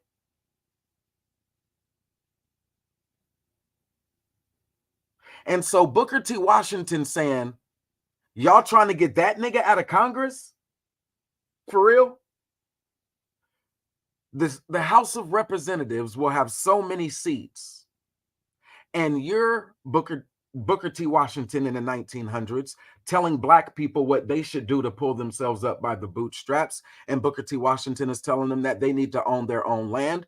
He sees that these are the odds that they're going up against, but all throughout America, they are advertising for black people to move about, even to places is further west than Oklahoma, but selling black people on an idea that if you can sell 5 subscriptions, then you can sustain your livelihood further west than Oklahoma. And while many African Americans, black folks, Negroes, colored, Native American, indigenous, what you want to call them, in the South and mulatto chose to remain in the South, there were others who had to fight the battle about moving. And how do you legally move when, yes, there are whites people who have assumed the right over the trains and so forth. Let's talk about the white boy. He got a whole lot of accolades. Man, James Robert, a representative from Illinois, born near Bloomington, McLean County, Illinois, on October 20th of 1856, attended the public schools, was graduated from the University of Illinois in Urbana in 1876, and from the Union College of Law, Chicago, Illinois. Union. Remember, they kidnapped that other nigga family, and they told that other nigga who's kin to the Stewart family, or the other man out of Virginia, the Union Army grabbed his dumb ass at Petersburg, shot him up a little bit, let him go. And when he got free, he went back to the Confederate Army. All right. 1876, on the other side of this argument, the Republican, or the right side of the argument, in 1881. He was admitted to the bar in 1881 and commenced practice in Chicago. Member of the Oakland Board of Education in Chicago in 1887. Attorney for Hyde Park and the South Park Commissioners of Chicago. Master in Chancery in the Superior Court of Cook County. Member of the City Council of Chicago, 1892 to 96. Chairman of the Illinois State Republican Convention in 1894. Chairman of the Republican County Conventions at Chicago in 95 and 1902. Elected as a Republican to the 55th and to the 13th succeeding Congresses, and served from March 4th, 1897, which is after the Plessy v. Ferguson Supreme Court ruling, until his death before the close of the 67th Congress. So, let me stop there, put another bullet there. Booker T. Washington is saying, you're only constitutionally going to allow all of these millions of people, representatives, and this is who y'all wanted to compete with, versus owning land in America. Oh, but it continues. Committee on Interstate and Foreign Commerce, thus the Mann Act, if you really think about it. But Committee on Women's Suffrage, 66th Congress, is finally women's suffrage. But first we have to deal with what it means to be a man, because there are more than white people in America who are claiming said right. And it's interesting because Plessy v. Ferguson was as white as mulatto could come. 8 generations white mulatto. What did they call him? An octoroon. Great granddaddy Nim was still white. But because of the blood quantum laws that many would try to attribute, Dawes Act and so forth, amongst those people that know something, Plessy, as a case study or as a justifier, a precedent, mulattoes could be regarded as non-man. In the same way that I keep saying bestiality, that the woman was regarded as property. So the white man having a black woman, it wasn't on the black woman. Woman suffrage ain't here yet. They still don't want to look at a black man in his eyes and say that is a man. And property has no rights in the eyes of the law. Hyde Park, James Robert Mann. The Nicaragua Canal and the I Ponfonte. I want to go and see what that is. The War to Free Cuba. Remarks of the Honorable James R. Mann of Illinois in the House of Representatives, March 8th and April 28th, 1898. 67th Congress. I know they got some good receipts. They got some good receipts that we can get into. Here's another one, though.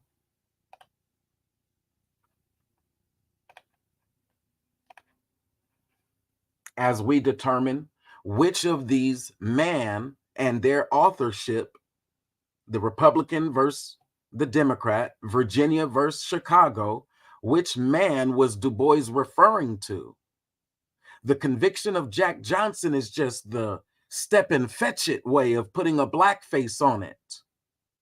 But you have the Confederate version of law, and you have this progressive Republican version. Oh, we're just dealing with transportation and commerce. We're not here to actually deal with race way of looking at it versus the one that looks at it and calls a square a square and a circle. James Robert Mann, here we go, the Wikipedia version. Bloomingdale, Virginia. He got his degrees and such, Oakland and such. They got the very same information that they told me not to go to Wikipedia and see, but I didn't go to Wikipedia for the last one. Nobody really cares. It said the very same thing that we see here.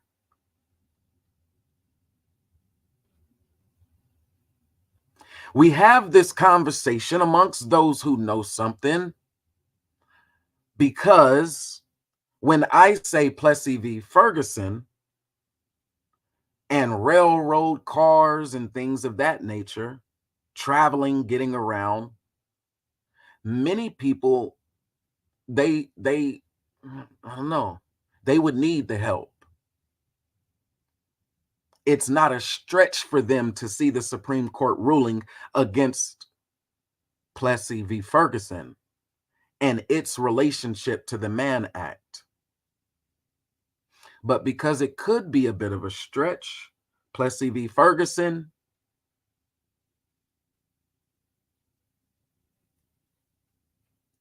this one is the other side of that debate where we read and they was like, oh, don't confuse the Mann Act with the Mann-Elkins, which gave more interstate commerce commission to regulate railroad rates.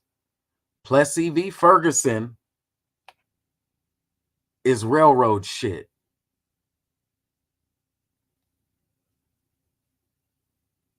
That's Plessy and how it relates to race.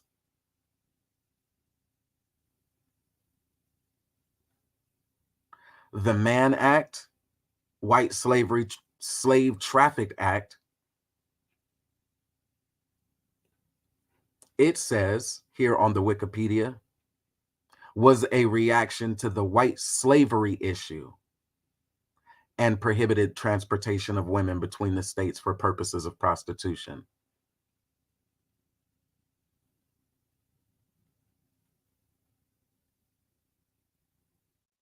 Morally, to white men at this time, they were not trying to protect white women from being prostitutes any more than they were trying to stop white men from lynching other white men.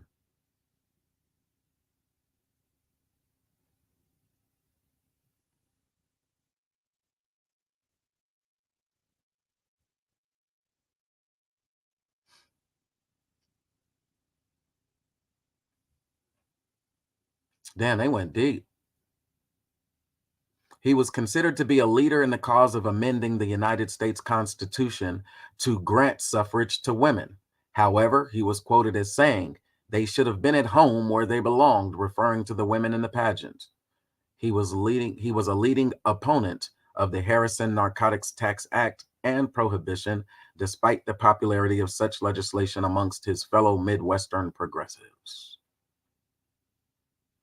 Progressive Republican Chicago. They're using these terms interchangeably. Republican, progressive, Republican, progressive. They're using these terms interchangeably. Today in 2023, folks like Candace Owens, folks like Larry Elder, they would consider themselves progressive Republicans, wouldn't they not? The interesting conundrum I have with accepting those Black Republicans, you know, Candace Farmer being the ones who was originally Candace Owens, but she married a white man, similar to the Loving Virginia type of analysis.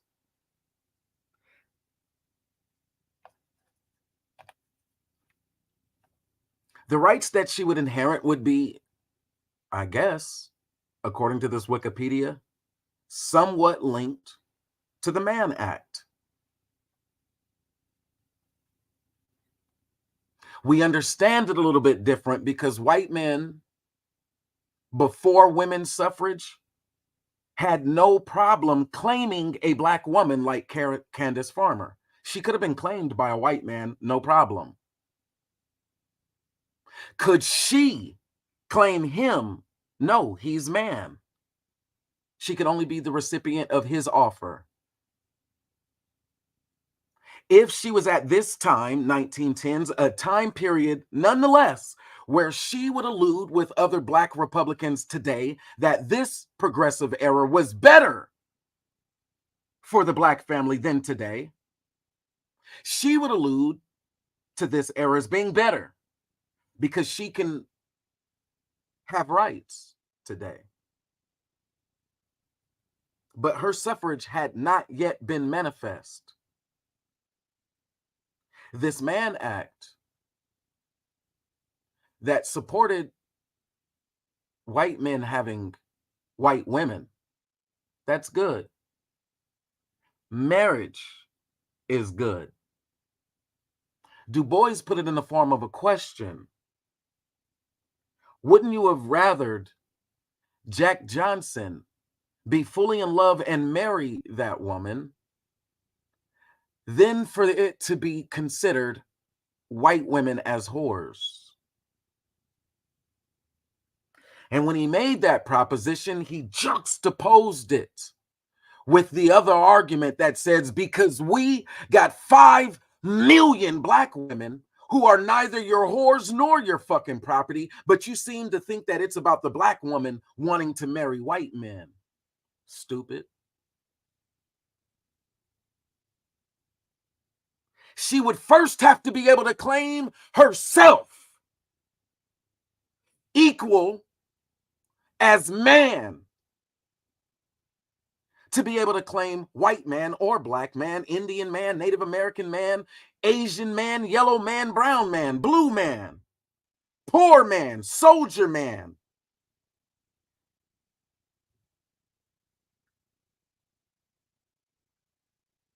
But who in the fuck wanted to claim a pimp? Can we get to the real questions that need to be addressed? How in the hell the Black Republican progressive right is now so lily whitewashed with their cocksucking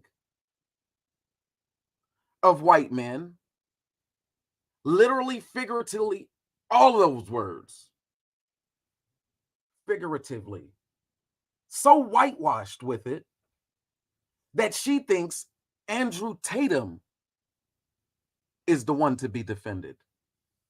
I tell you, these tragic mulatto stories get better and better. These tragic mulatto stories get better and better.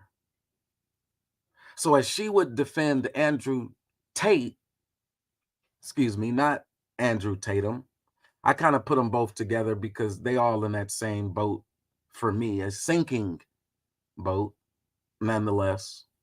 The Republican, progressive, mulatto American, arguing, it's like, do you even have to put the W in that? Arguing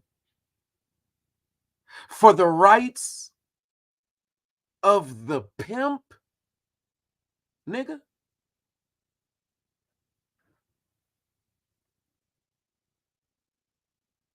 It was not enough that women would be degraded by the Candace Owens merely for being a woman, and she just doesn't really think too highly of many modern women.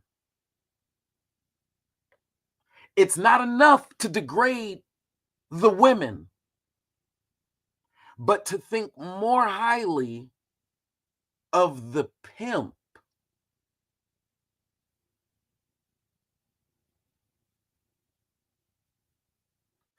See, in the Jack Johnson case, that was his wife. And to white people at that time, now that's an abomination. To legalize the marriage between a black man, the black man can now claim a white woman? No, excuse me. Once again, you first have to give the white woman her suffrage. She has to have personhood equal to the white man.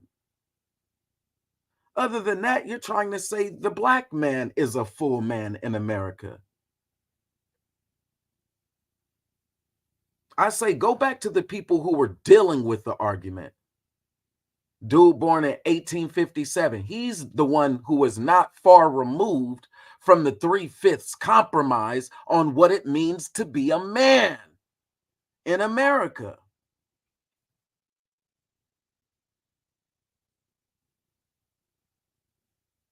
There was one brother that served in the Civil War on the side of the Confederate Army for 2 months. Then he went back to being a clerk. And then the other became a governor of Virginia after repeated injury, and he got captured, and all the everything else that he was willing to put on the line regarding defending his principles.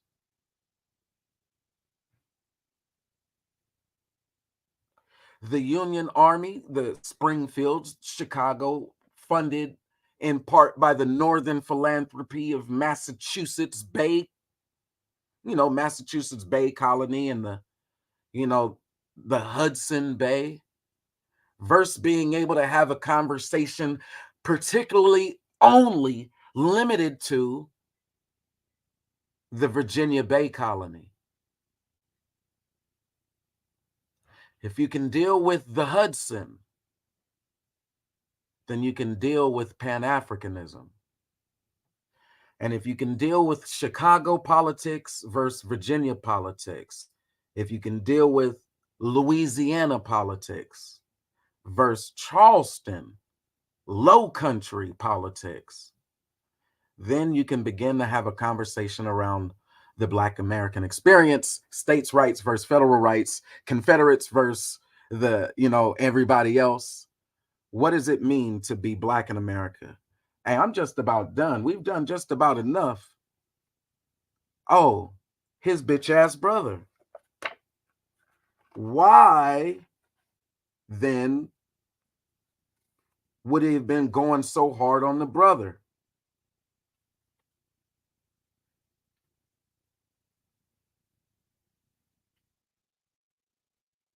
I want to say that we can get to that a little bit more, but that's going to be a stretch. The upbuilding of Black Durham, the success of the Negroes and their value to a tolerant and helpful Southern city. So I want to go into that one and set a premise because I think that it has a more everyday life ramifications versus just having to deal with why would you be mad at the white judge and just calling a square and a circle if they were the ones who were saying what the laws were and they're in Virginia.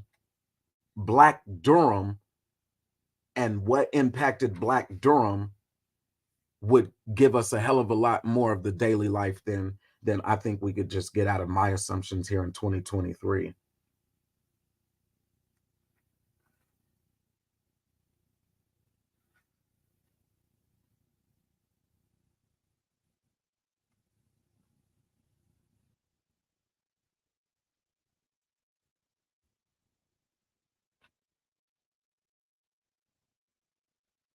He did fiction, and I want to tell you why it's a little bit of a stretch to get to the brother, but he did fiction. I like this one too, page 123. Du Bois' occasional ventures into fiction are sometimes sharp, sometimes satiric.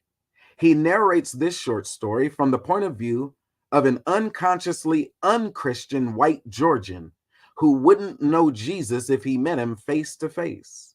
In Religion in the South, 1907, Du Bois wondered, who can doubt that if Christ came to Georgia today, one of his first deeds would be to sit down and take supper with black men?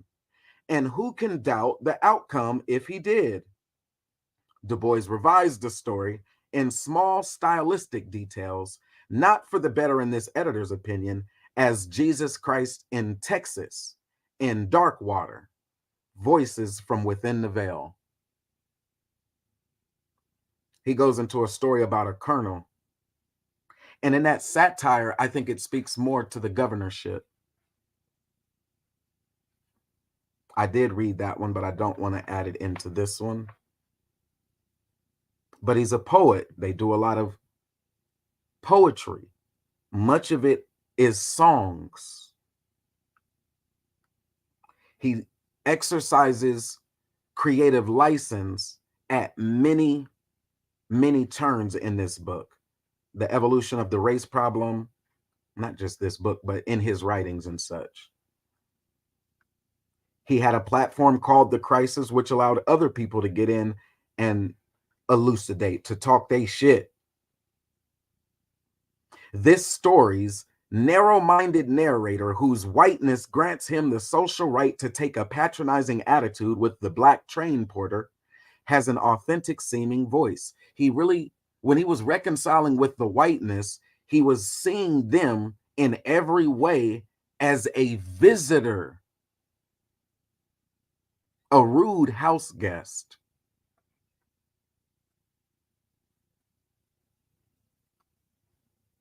Rude to America. But he was reconciling that with this attitude that black men are slaves, according to America. Slaves to a visitor, mind you. And that in his blood ran both.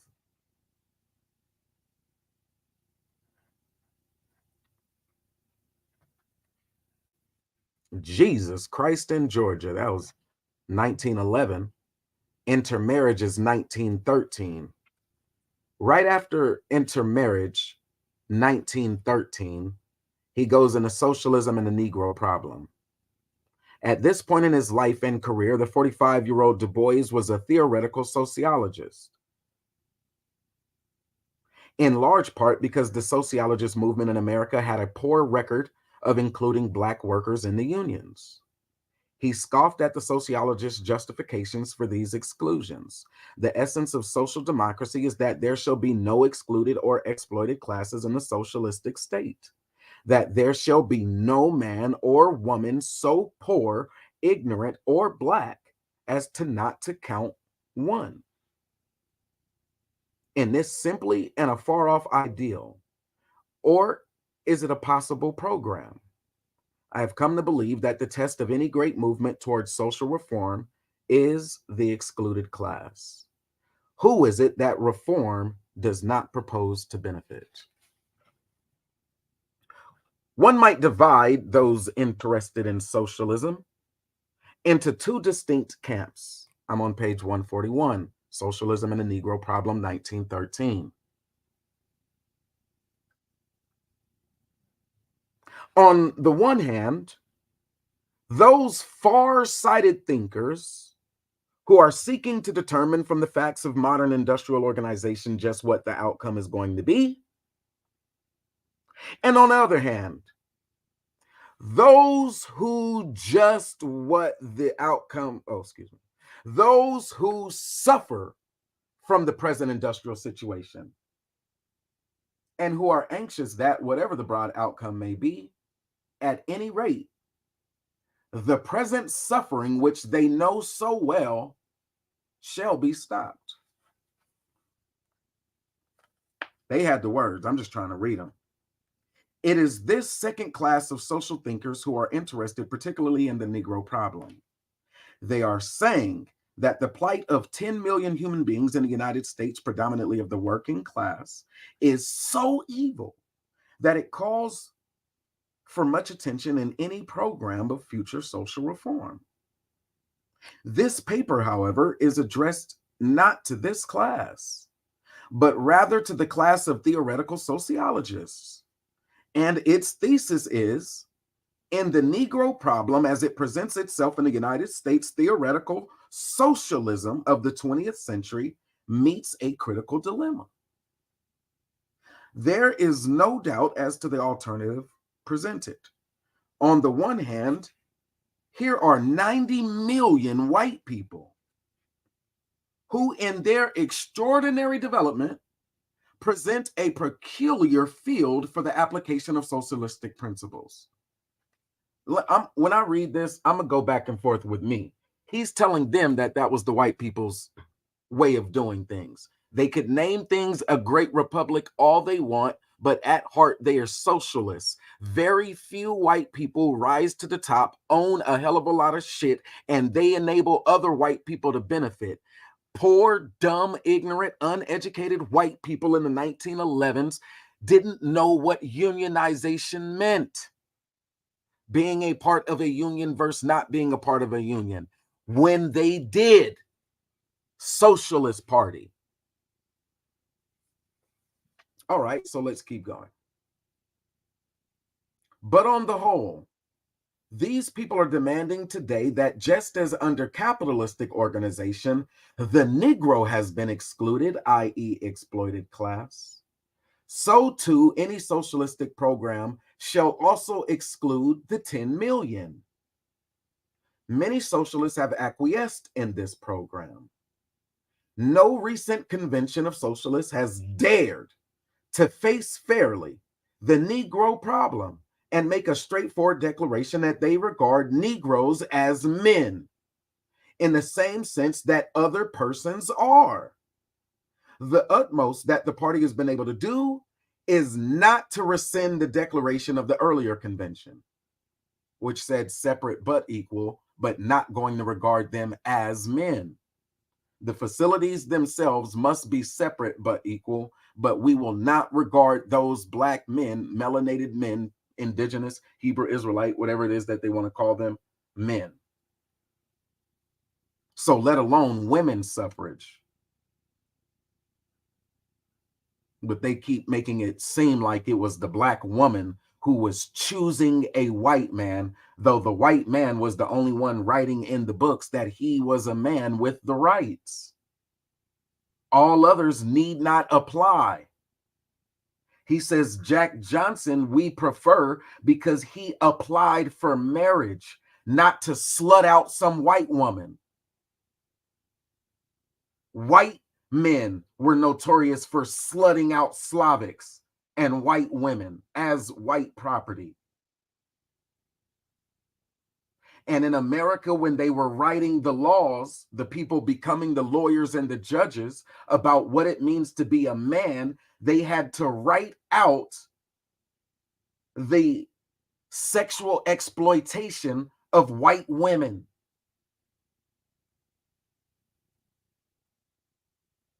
They were bringing them from Europe still as they are today. Oh, that's just my play cousin. The same way I would say Hebrew Israelites have play wives. Oh, this is sanctioned under God. And then we're left to consider, is it morally right or wrong? Separation of church and state says, don't bring that Bible in here. They want many play wives, girlfriends, because a woman can create many nations from whatever the man is. So they say, all these sister wives, why are they going to have to pass laws against it?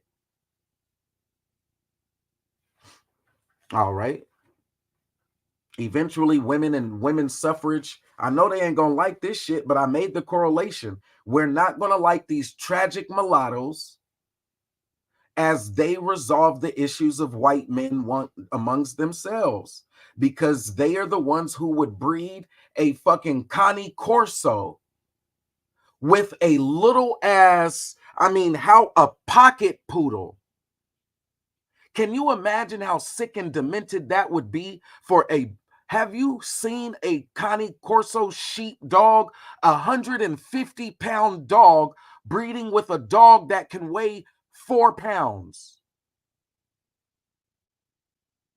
This white man will go to Asia and breed crazy in Asia, try to create their own separate, distinct dynasties carved out of mulatto mixed with Asian, some white man. And then tell the entire Asian population, yeah, y'all should have a birth control law, 2 babies at most. As mulatto white men in Asia, some Genghis Khan Mongolian hybrid mixed up weird shit. And in America, we see the same. Unfortunately, there are Hebrew Israelite brothers who believe that they are entitled to the wives, daughters, sisters of other nations, other tribes. We're all the same tribe. See, I have a chart. Man, y'all on some Candace Owens shit. Become a farmer. That is as white can be. On the black side, we wouldn't have had that issue. We could understand that it was not natural and gross for that fucking cave Neanderthal, hairy all over its eye. Its eyeball could damn near have hair on its eyeball. Like how? That's just different. They had way better language than I had, than I still have today. I have come to believe that the test of any great movement towards social reform is the excluded class. Who is it that reform does not propose the benefit? If you are saving dying babies, whose babies are you going to let die? If you are feeding the hungry, what folk are you, regretfully perhaps, but nonetheless truly, going to let starve?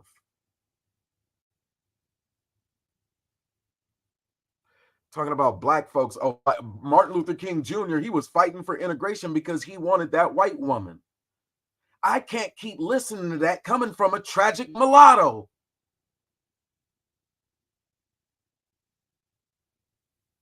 When everything in your ancestry is screaming, you are on the lines of Plessy v. Ferguson. The further back we go, the more Spanish white European whore we're going to find. That the reason you are justifying anything at best is because your Eurocentric side is strong and your European blood is dominant. Oh, but anything black was black. As long as you can have the conversation and go back to the time of Cesare Borgia to defend your argument and the reason why you're sleeping with that white bitch, all right. You said she's Latin, Latino, Hispanic, and that to you meant black. I said, all right. To each their very own. It sounds like the very same American colonization society rhetoric that history has always shown us when these tragic mulattoes want to talk about it.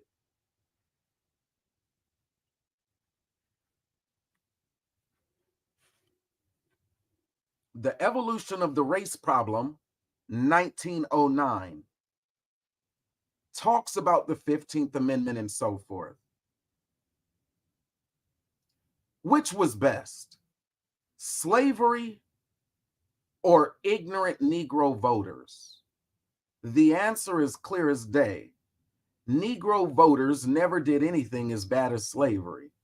If they were guilty of all the crimes charged to them by the wildest enemies, even then what they did was less dangerous, less evil, and less cruel than the system of slavery, whose death knell they struck. And when, in addition to this, we remember that the black voters of the South, established what? The public schools, gave the poor whites the ballot, modernized the penal code, and put on the statute books of the South, page after page of legislation that still stands today. If I wasn't reading it in my own eyes, talking about Negro black voters all the way back to the 1700s, then we wouldn't have to keep having the conversation around black people who go and have their case heard at the Supreme Court in 1854 to clear up when we're talking about what it means to be a man pre-Loving versus Virginia. To black Republican progressives who suck cock of white legislators and lose handedly, get they ass demolished at the voter box.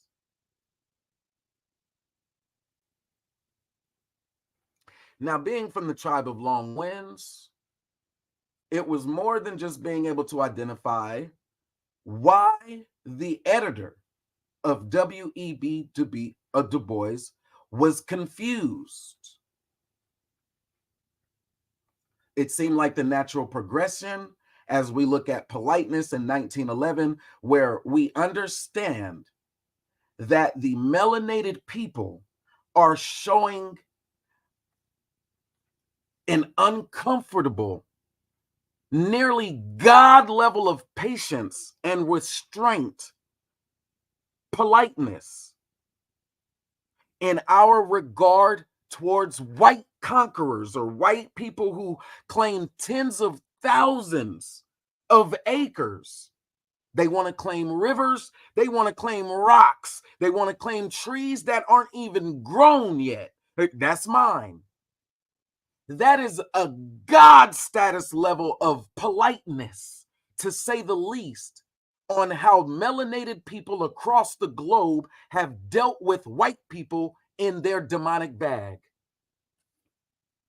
You try to give them the word of God, you can give them algebra, you can give them burial ceremonial, you can give them coloring books, you can scribble on cave walls.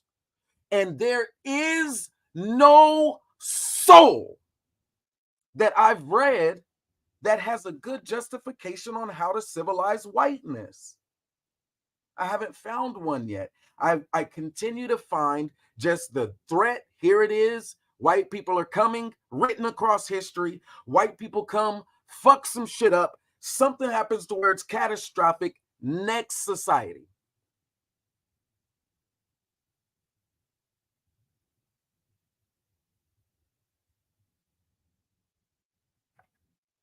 But he says we gave white people education. They never for once thought in America that those schools would be their good thing. Oh, we don't need black schools.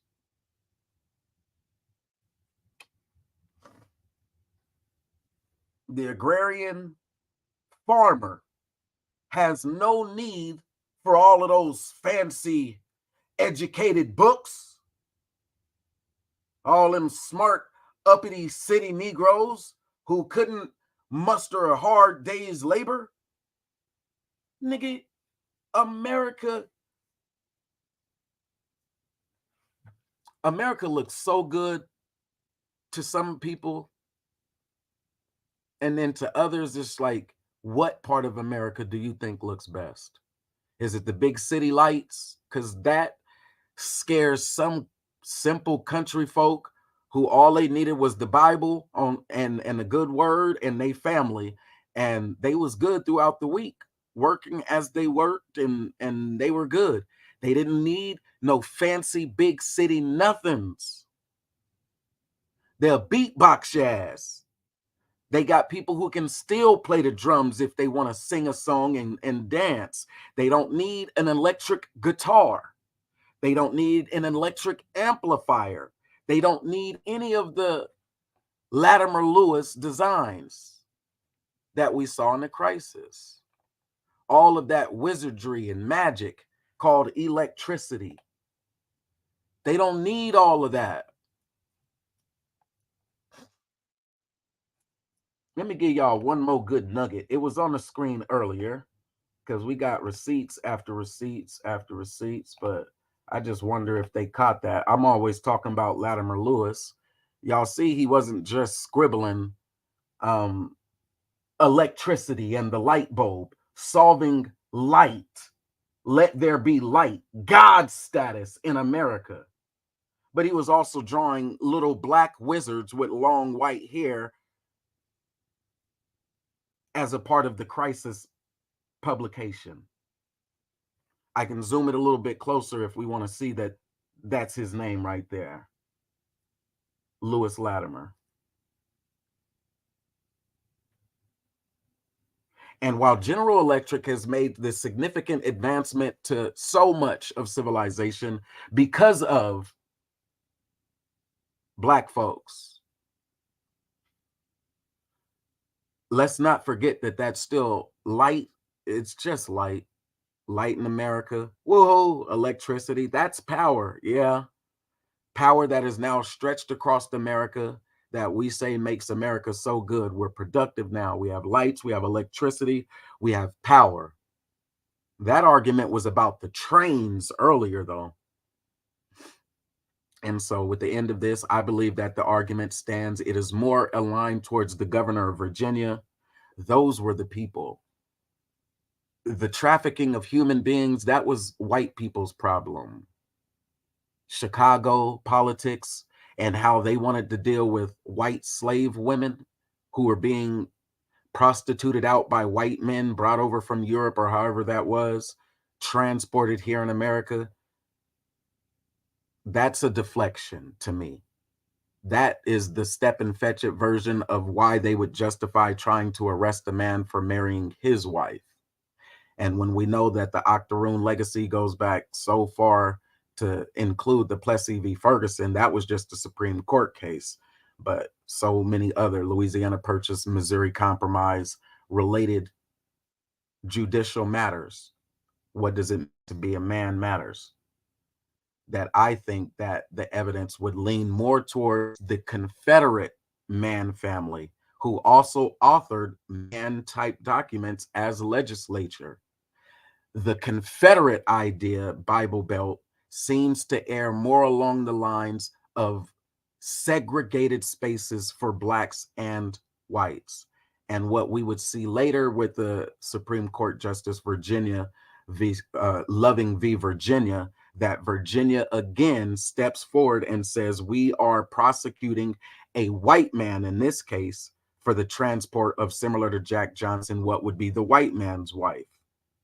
And so Virginia had a strong history of wanting to preserve the races that would make the intermarriage theme more relevant. Now I'm in this crisis and I'm in this bad boy like we in there.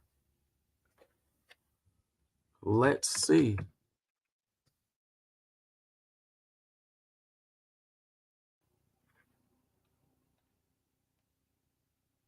They got George Mann, Kate Mann Baker. That was the page that I read. Right.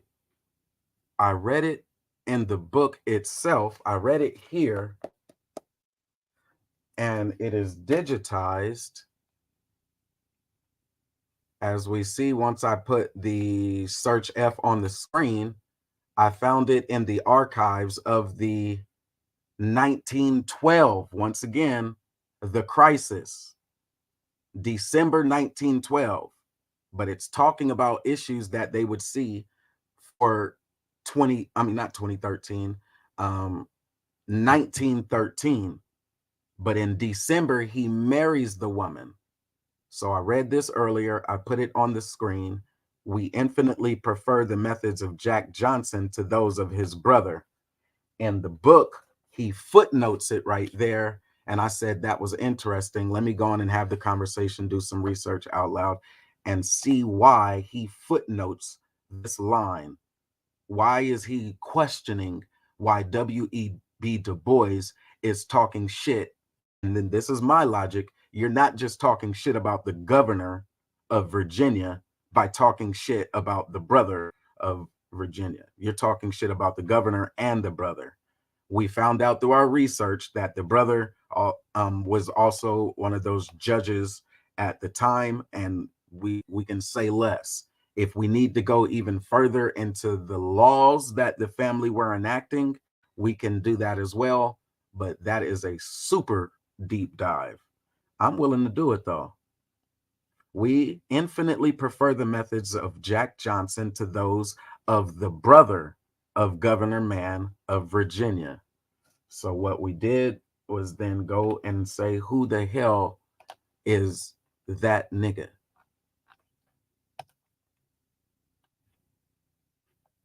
Another tidbit that I said we needed to come back and follow up on is Virginia Christian, who was a big campaign. So let's go on and touch back base on the woman's story that fell as it could have just been like going down the rabbit hole, but that's what we here for. I got time. People think they know something. Virginia Christian, 1895 to 1912, was the first female criminal executed in the 20th century in the state of Virginia, and a juvenile offender executed in the United States. See, they killed the kid. She was also the only female juvenile executed by electric chair. And to date, the last female criminal executed in the electric chair by the Commonwealth of Virginia. She was the last female criminal executed by the Commonwealth until September 23rd, 2010, when Teresa Lewis became the first female criminal in nearly a century to be executed in the United States of Virginia. Christian, a black maid, was convicted of the murder of her employer, Ida Belote, a 72-year-old white woman, in her home at Hampton on March 18, 1912. Shortly after she was arrested, it is said she confessed that she hit Belote, but that she had never intended to kill her. Incident. Belote is alleged to have mistreated and abused Christian, and in March 1912, an argument ensued between the two, in which Belote accused Christian of stealing a locket and a skirt. Belote hit Christian with a cuspidor, commonly called a spittoon. The altercation escalated when Christian and Belote ran for two broom handles Belote used to prop up her bedroom windows. Christian grabbed one of the broom handles and struck Belote on the forehead. In an attempt to stifle Belote's screams, Christian stuffed a towel down Belote's throat, and the woman died by suffocation. Christian left the house. She stole Belote's purse with some money and a ring. One newspaper reported that police found Belote's body laying face down in a pool of blood, and her head was horribly mutilated, and a towel was stuffed into her mouth and throat. Trial and execution. Police soon arrested Christian, and during questioning, she admitted to hitting Belote, but was shocked that Belote was dead. Christian claimed she had no intent to kill Belote.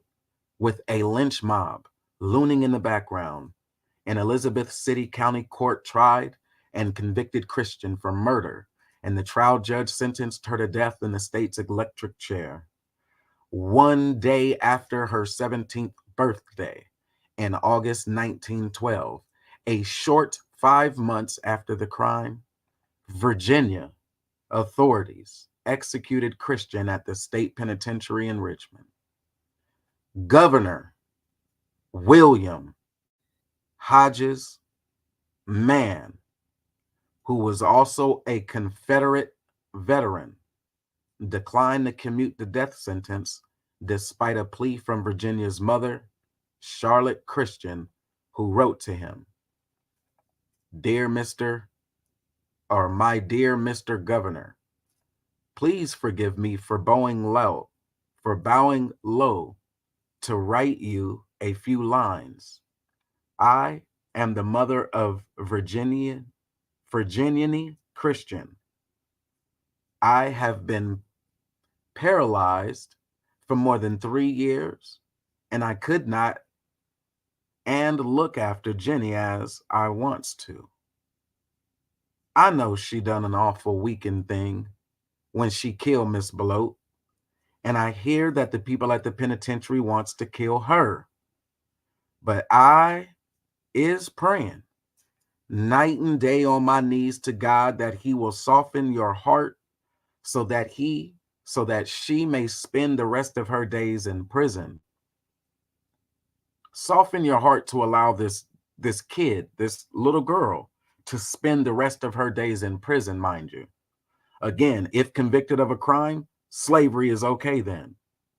And the Virginia Christian, she's bowing low, praying to God to soften his heart, the Mann Act guy, or the other Mann Act guy. I continue. They say that the whole thing is in yours hands. And I know, Governor, if you will only save my child, who is little over 16 years old, God will bless you forever. If I was able to come see you, I could explain things to you better, but I can't do nothing but pray to God and ask him to help you, to sympathize with me and my trouble. I am your most humble subject, Charlotte Christian.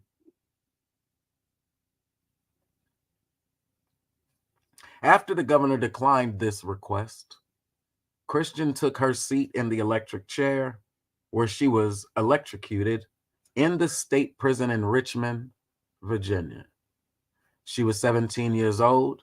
The paper reported that her body was turned over to the state medical school because her parents did not have the money to transport the body from Richmond. Yeah, I think it has a lot more to do with this man's family. I don't see why he would be confused that W.E.B. Du Bois, the tragic mulatto, would have called out this man. Because when Du Bois is saying there are 5 million Black women whose lives stand to be worsened, these white folks tend to make it about that one white prostitute, allegedly. I'm B1 Brother Moses. That's all I got. Thanks for rocking with me in the Tribe of Long Winds. Hopefully you learned something. If not, maybe there's somebody in your network who could, because they like to talk this interracial shit. Maybe they're pro-Black, maybe they're blackity black. Maybe they're just experimenting on what else is out there outside of the standard Baptist, Southern Baptist Christian. And so they're a Hebrew Israelite. Maybe they're Moorish science is what they believe, or Scientology for some of those other ones. Maybe there are Muslims who say, well, we just separate ourselves from the politics altogether. Whatever it is, you might know one of them people who think they know. So you can go on and hit that like button on your way out. Thank you for rocking with me. And if you would like to, go on and send them or refer the video to them. Let them know that I'll be having these conversations. And I am more than willing to open up the panel and have that conversation. The bitch ass brother was just another judge.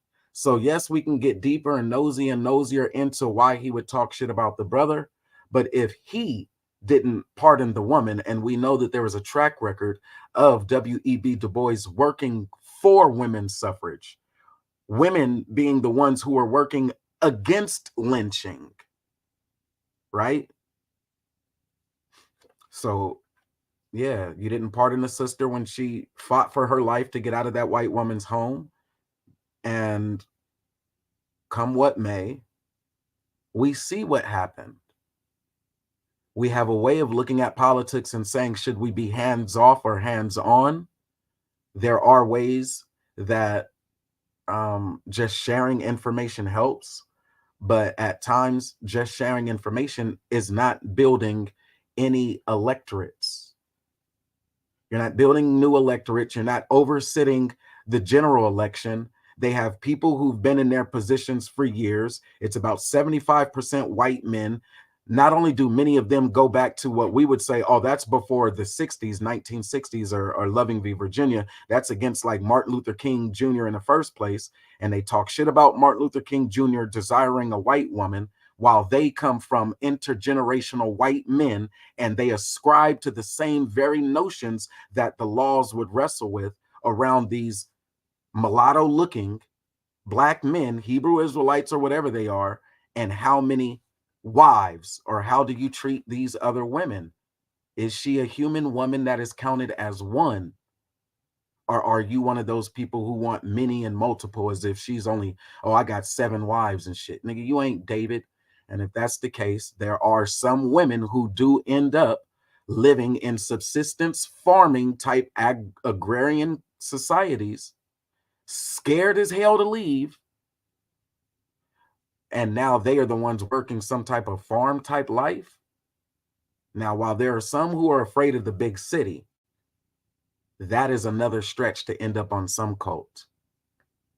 So protect your own, spread the information that you know to be true. If you don't think that this is true, then you can go on and follow it up. This is just one section. We're dealing with W.E.B. Du Bois. If we don't have a better example of a tragic mulatto Pan-Africanist story that we can go off of, then I don't know who. So we spent a little bit time dealing with it.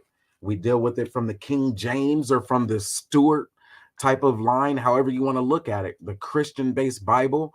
Are we all the same people, or are we deserving of unique culture? Did we stem from Africa, as the Egyptite side of the story, or the Ethiopian side of the Cushite side of the argument? Or are you one of them northern Sumerian, Macedonia, Alexander the Greek? Are you one of those Hebrew Israelites who don't like Africans, who don't like the Queen of Sheba, who don't like the Ethiopian Coptic Church, who would disagree? I mean, and it's difficult because you have some of them who, if they trace their blood lineage to what they would know, they could verify in African American. I would say that some of them may be able to verify actual Africans, and they would be just like Marcus Garvey, who does all of this rise you mighty people, and then when the war kicks off, he dies in London years later. Nigga, you didn't make it to where the battle was when the Italians started attacking and shit. So who are we as Americans to put him up on some pedestal as if he was some great anything? He was a great orator. He had a good conversation with scared people who had no sense of self-worth or self-identity and were looking to follow anything. For that, it is a hell of a big church full of people who were not reading anything. They weren't reading the Bible. The school, or the Bible school, or whatever you want to think, that they were reading the Bible, they weren't the ones reading a damn thing.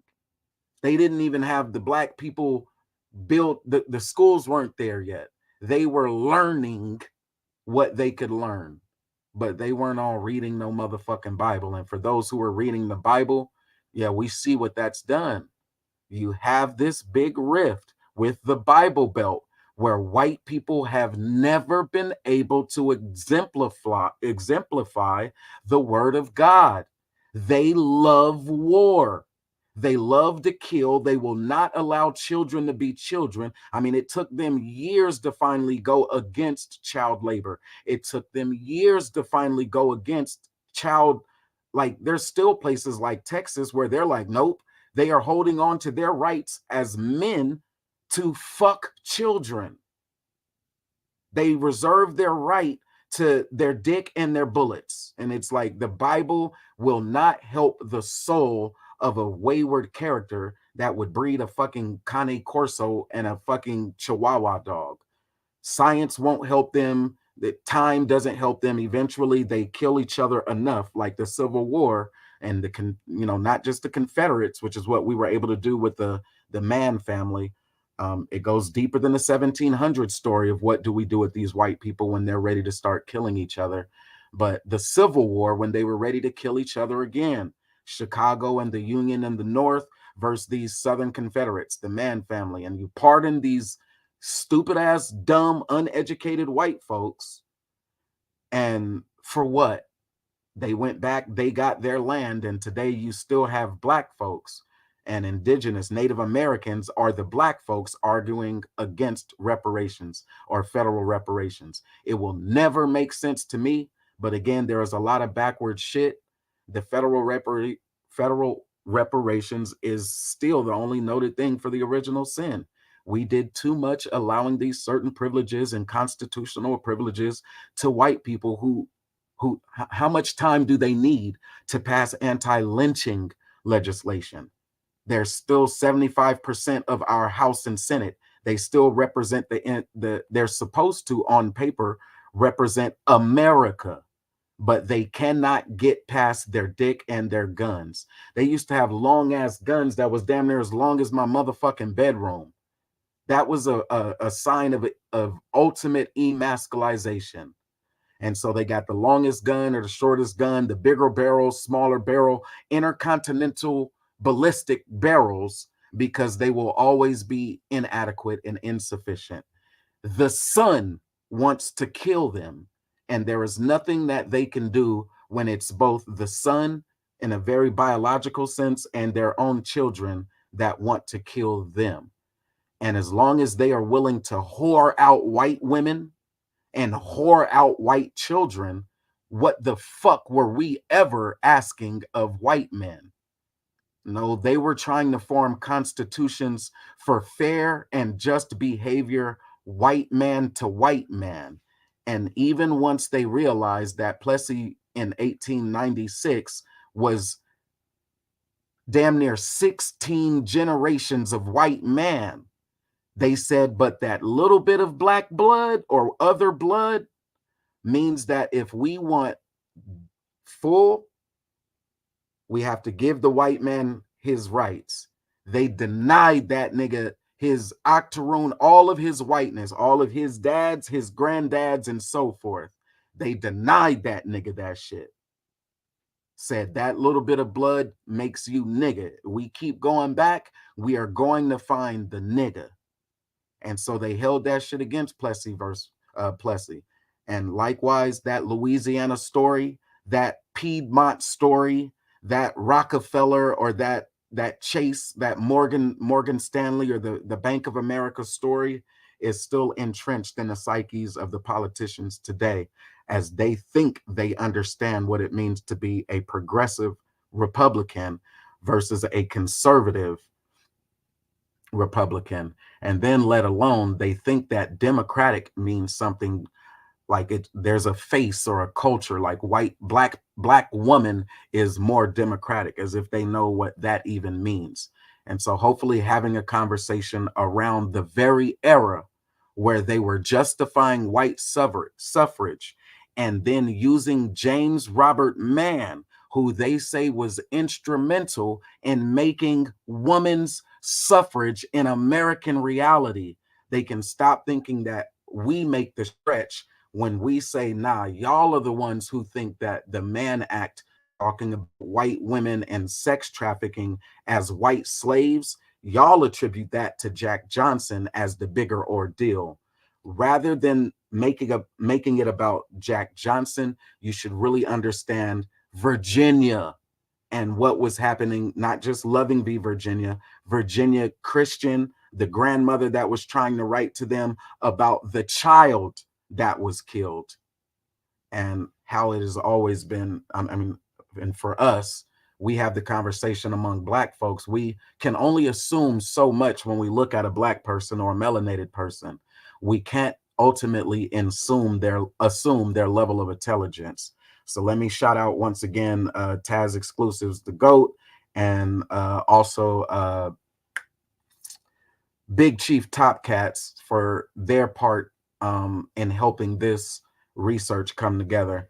Taz Exclusives for having the actual conversation around Jack Johnson and the Mann Act, and then Big Chief Legendary Top Cats for having a conversation around the Stewart family. And if you can see, if you would have to go listen to the Stewart family and understand the intergenerational Stewart family and their adjacency to James Robert Mann in order to understand the Hebrew Israelite connections and the Moorish Science Temple connections and the Muslim connections that I'm making anyway here. Understand those families and what they did and why they are fighting and dying and doing all of this extra shit, becoming the lawyers and the judges. Then they become the lawyers and judges in the Piedmont South, or what they call the Bourbon South, or however many ways you want to put it. The separation or the segregation of an upper class of white folks from the agrarian, uneducated white folks. They separated themselves from dumb white people, said, white people, get y'all ass out there and deal with all of this land while they reap the benefits of it. We look at it from the lens of the talented 10th. Once that black man, if he was enabled to be able to go get an education, if that black woman was to be able to go get an education, what did that do to her life? Right? How could that have an impact on her life? W.E.B. Du Bois, Booker T. Washington, the value of education. Is that education going to be in an all-encompassing education, astronomy, the classics, and so forth? Or will it be an agrarian education? Skilled laborers, farm smiths, farm hands, inventors like, the Latimer Lewis, who ended up getting pulled to the Niagara side. But so many other gems that we can pull out. Going to Africa, they included that part in there, is in the crisis, as well as they included the white man who was lynched in there. So this is 1912. We can continue to have this conversation on the next one on the B1 network. I am B1 Brother Moses. But yeah, if you don't know the Stewart track, then me having these references to the Bible Belt, you would be like, we can read how many churches were built up, but that is just to let you know that in America, religion was a created thing. Like race, they say, is a construct. It was constructed. There were people that were actually there making it happen. They opened up a building. They cut the wood to be a cross. They opened up and advertised and marketed. W.E.B. Du Bois used his platform, which is newspapers and circulation, and he spread the message about businesses, about voting, about states' rights, about relationships, intermarriage, the mulatto experience, not just the black side, but the white side. But he also was he put the numbers down about black progress all the way through the late 1800s, early 1900s. That's why, as an intellectual, we go deeper than just saying, oh, W.E.B. Du Bois. We bring you his philosophical and his sociological perspectives. He was the tragic mulatto. But if you ask me, man, I could talk to Chris right now. There are some people, Chris is like, he was raised like a brother, raised like a cousin. There are some people who would look at Chris and say, oh, Chris is mixed race. Chris is black. And there would be a hard time convincing me. You would have to show me what I can't see. I've seen his mother, who is also white, and convincing me that Chris Booski is not black would be just as hard as convincing Chris Booski that he's not black. It's just hard. It's up to you to do it. As a Hebrew Israelite, that's them who want to equate and say, well, the white man is Esau and he's of this line, but we are all the same. When Chris Booski can show you his white mother, and to him, he's black. He doesn't know anything else. Does that mean that he's denying his white side? In his experience, you can ask him, you'll have the conversation. The same way we say, well, let's talk about W.E.B. Du Bois. He was that tragic mulatto people are referring to. And again, the Hebrew Israelites are talking shit about Martin Luther King Jr., one of those historically black college alumni out of Atlanta, Atlanta being one of the most liberal places that we can see now. It wasn't always as such, but Atlanta, Georgia is critical in sociology and race studies. Georgia is critical. There's no way around it. You can't talk blackety black shit if you don't know shit about Georgia. Like, we can't say Oglethorpe and it just means something to you. Just like Carnegie. If we say Carnegie, it's supposed to mean something. But if it has to, I say Carnegie, and then I have to then filter through now, who are the Republicans and what are they supporting? Who are the Democrats and what are they supporting? What is the Socialist and the Labor Party supporting? Who are the major candidates? Where are they located? Are these philanthropists from the Northern carpetbagger generations pro-black people, or are they saying and doing things to keep black people? Why? Because we already know all the other white people are already doing things for white people. They're there to do the things for white people. So for us, we can go back in history and then just try to be exclusives. Were there any when it wasn't 75% white people dominating the House? And, we say we love democracy. When it wasn't 75%, when it was 80, when it was 90% white people dominating both the House and the Senate. Now we can have the conversations and we can look at people's resumes, what they're voting for and what they're not voting for. We can look and see black people in office who seem like they've been there a while and they don't have their own agenda anywhere. We can bring it up on the screen, look at what they've ever proposed, and they have never proposed a single thing themselves. Just like we can look at the fighting Congresswoman out of Texas, Sheila Lee. At this time, W.E.B. Du Bois's time, they're dealing with the Lee family, the actual Confederates, as they are in competition for these positions in these parties. The Lee family, the one being the one that actually could receive reparations. And today I would have to have these debates with black people who also feel like black people shouldn't get reparations, while the Lee family, the one that was like, keep killing niggas out of this. Not just ones who are like, okay, what is the pro-white shit to do? The ones who wanted to kill the niggas. We got to keep having conversations around why they got reparations from the federal government, but we shouldn't as black people.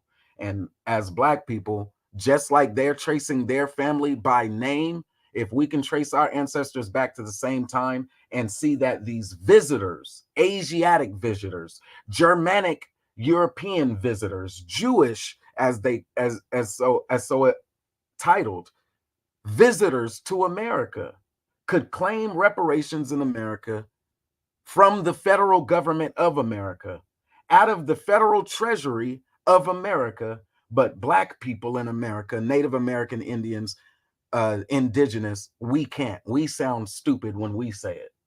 Nah, we don't sound stupid. The tragic mulatto, every once in a while, because they've had access to white women, they feel like they have a right to say dumbass shit.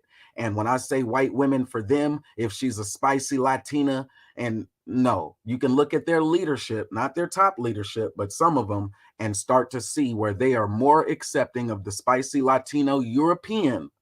And because of their indoctrination or their new doctrination or their dogma, whatever you want to call it, they still believe that they're right for accepting the degrees of whiteness that they're comfortable accepting in their spaces. Not to mind you, just like Marcus Garvey, they can talk all of this shit, but they know where they would like to establish a homeland. There are people of the same practice who have gone to that space and said, we need to defend our homeland. So if they are those Hebrew Israelites that claim they have a nationality claim, not just some made up shit, then there's a homeland worth fighting for, even for them. But no, they'll preach about slavery in America and earning more than plane tickets, more than boat tickets. They don't want to leave, just like Marcus Garvey never made it to Africa. While Africa gets invaded, they talk shit about the Ethiopian version. Why? Because they are light-skinned. The Slavic white, Russian white, Mongolian white, whatever they want to call the European white that they are looking to protect as it immigrated to America, that Mann Act was used against Jack Johnson. We know that that's just a step and fetch it puppet show. When it comes to the transporting of white women and pimping and pandering, the prostitution of white women, that is white crime. The fear that black men will treat white women like whores is a fear of virtue on white women. Just like when they asked him about the women's suffrage, he said they should have stayed at home. He says the same thing that most black men would say about our sisters, wives, and daughters. If they want to find themselves in integrated communities at the bequest of other warring men who would fuck all type of animals, let alone a black woman, the reason why they would fuck a black woman is because they do not respect their own women and children. They don't.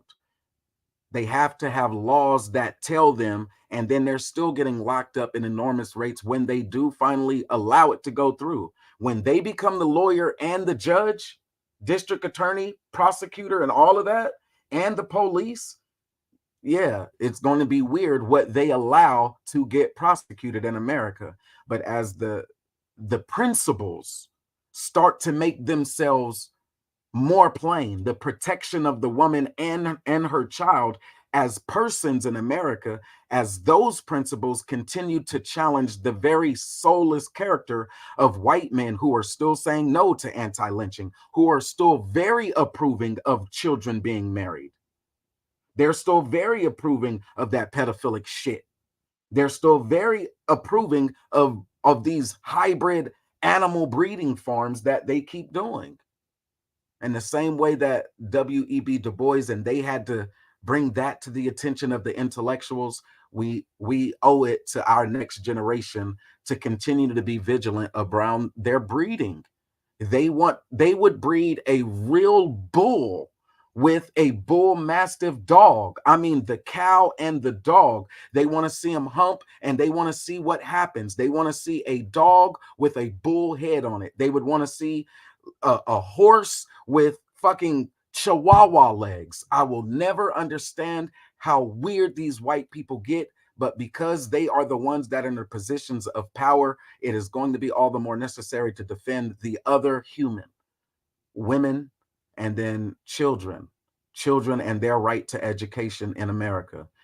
Black Republicans do a good job talking shit about the public education system this, the public education system that.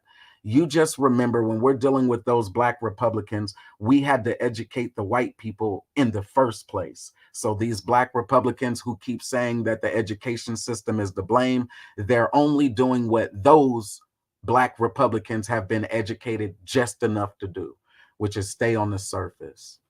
The Miseducation of the Negro was a beautiful read. I'm sorry they missed it. All right, man. My wife done made me all type of food, and I'm finna go on and chow down. I said bye, but I'm over 40 now. So when you get over 40, you say bye like 17, 18 times. You can say bye for like 30 minutes. But B1 Moses, that's all I got. Salute. Tell them I had a conversation.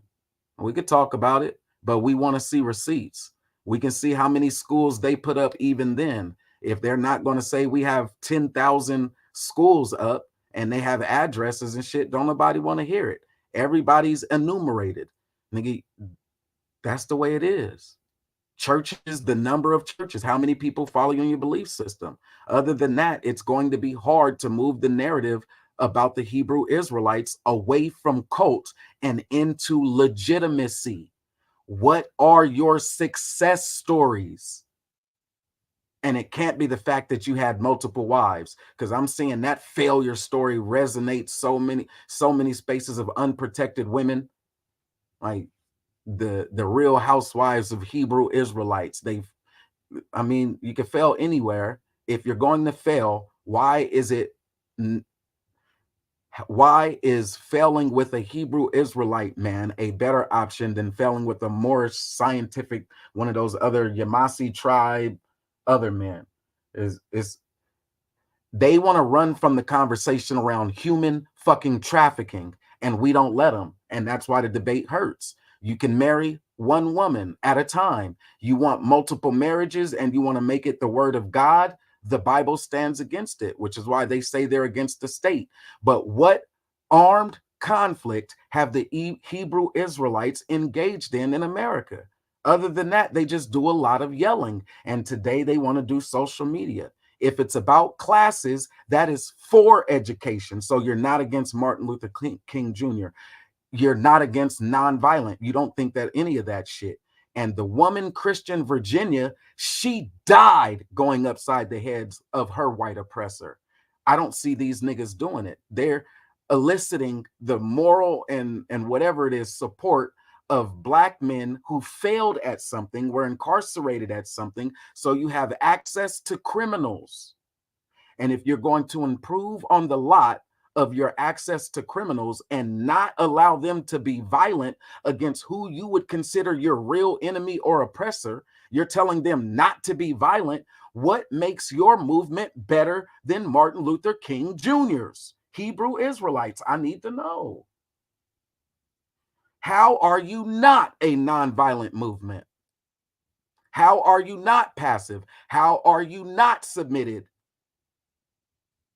How are you not an unpaid version of the Socialist Labor Progressive Party? Answer me that question in reality, and then we can move forward. The Hebrew Israelites, how are you not an extension of the Socialist Progressive Party? You're just going to keep returning to your slavery and not voting. Not going up against the heads of your oppressors, but you just want multiple wives if you didn't earn that shit in battle. Losing time and time again to the actual oppressor does not entitle you to manhood. That wasn't your rite of passage. The fact that you can exercise a degree of violence, because we're not seeing the Hebrew Israelite layer of violence in America that suggests that they are the reformists, that it's not political through violence. We're not seeing Hebrew Israelite violence in America to suggest that they are overthrowing some enemy that's causing all of this harm, that's legalizing gay marriage and legalizing the bestiality. We don't see them being politically effective enough in any form of fashion. So if it's not going to be political and it's not going to be physically violent, which is number one, biological or physical, that Du Bois said, then number two, then now we're just talking about the morality. No, y'all just want to fuck hella women. That shit is dumb. Okay, have fun. Sexual deviancy as outlined in the Bible, if that's what you want, you got it. But it makes for a dumber Jack Johnson conversation than if you can actually, if you really know some shit. Ask them, how are you not just a socialist progressive party of people who more or less the majority of them, their members, can't fucking vote then? If we're really saying it's the rehabilitation arm of the church, that the Hebrew Israelites and the goddamn you Nation of Islam, they are the rehabilitation arm, the re-entry vehicle for spiritually degenerate black men who had been compared to white standards of law and failed. And thus, when the white standards of law were imposed and enforced on the black men in America, they failed. And they have a re-entry vehicle through faith. And the faith-based community will accept a 501c3, which is subjugation to the federal government. You will accept their permission setting. You trying to play the game online and you got to put on the permission settings at default, even though these are the visitors. Why is it that the Hebrew Israelites would tell me that the white men in America are more powerful than the Hebrew Israelites in America? Are they just trying to sell the fight? They want me to understand that it's worth having a worthy opponent. So they make it seem like the white man is something that he's not. Isn't it, in fact, the black man trying to tell me that the white man is exercising supremacy in America, when all we can see is record upon record upon record of black people doing our very best to educate and integrate a wayward, nasty, starving, inept beast of a thing that wanted to call us animals and savages? It could not farm, but wanted to claim the right to the land. It did not know basic like plumbing and shit. But was it not the black man in his African Americana studies that wanted me to believe that in America, the white man has exemplified white supremacy?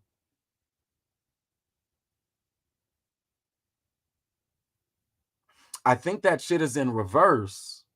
That the supremacy is, look, they got the biggest nuclear weapon that they could ever have. They're still competing and they're still not done trying to kill each other. So how are you making that a degree or a standard of what it means to be supreme? No, your supremacy is not in your ability to take life. And if they had ever knew anything in life, it would have been the ability to create life, to give, to make the world easier and more accessible. That's what the light bulb means to America, and why we don't give it to Thomas Edison. And your phone idea, I want to talk to somebody that ain't even here. It had to have its blueprints drawn up to become scale. The greatest inventions that we think make America great, black. And the exploitation of black labor deserves reparations. I don't give a fuck what goofy ass nigga, goofy with a kufi, goofy in a white clan member hood, goofy with the motherfucking imitation Moorish naval maritime captain Bacard fucking pirate hat, fucking gypsy hat, Egyptian hat, fucking Mediterranean Greek hoplite hat. I don't give a fuck what the uniform is that you put on. If you want me to have a conversation about the uniform of the Hebrew Israelites, we can. I just think it's petty. It's the Jack Johnson, oh, he just wanted a white woman. The same thing that they do about Martin Luther King. What principles do you stand on?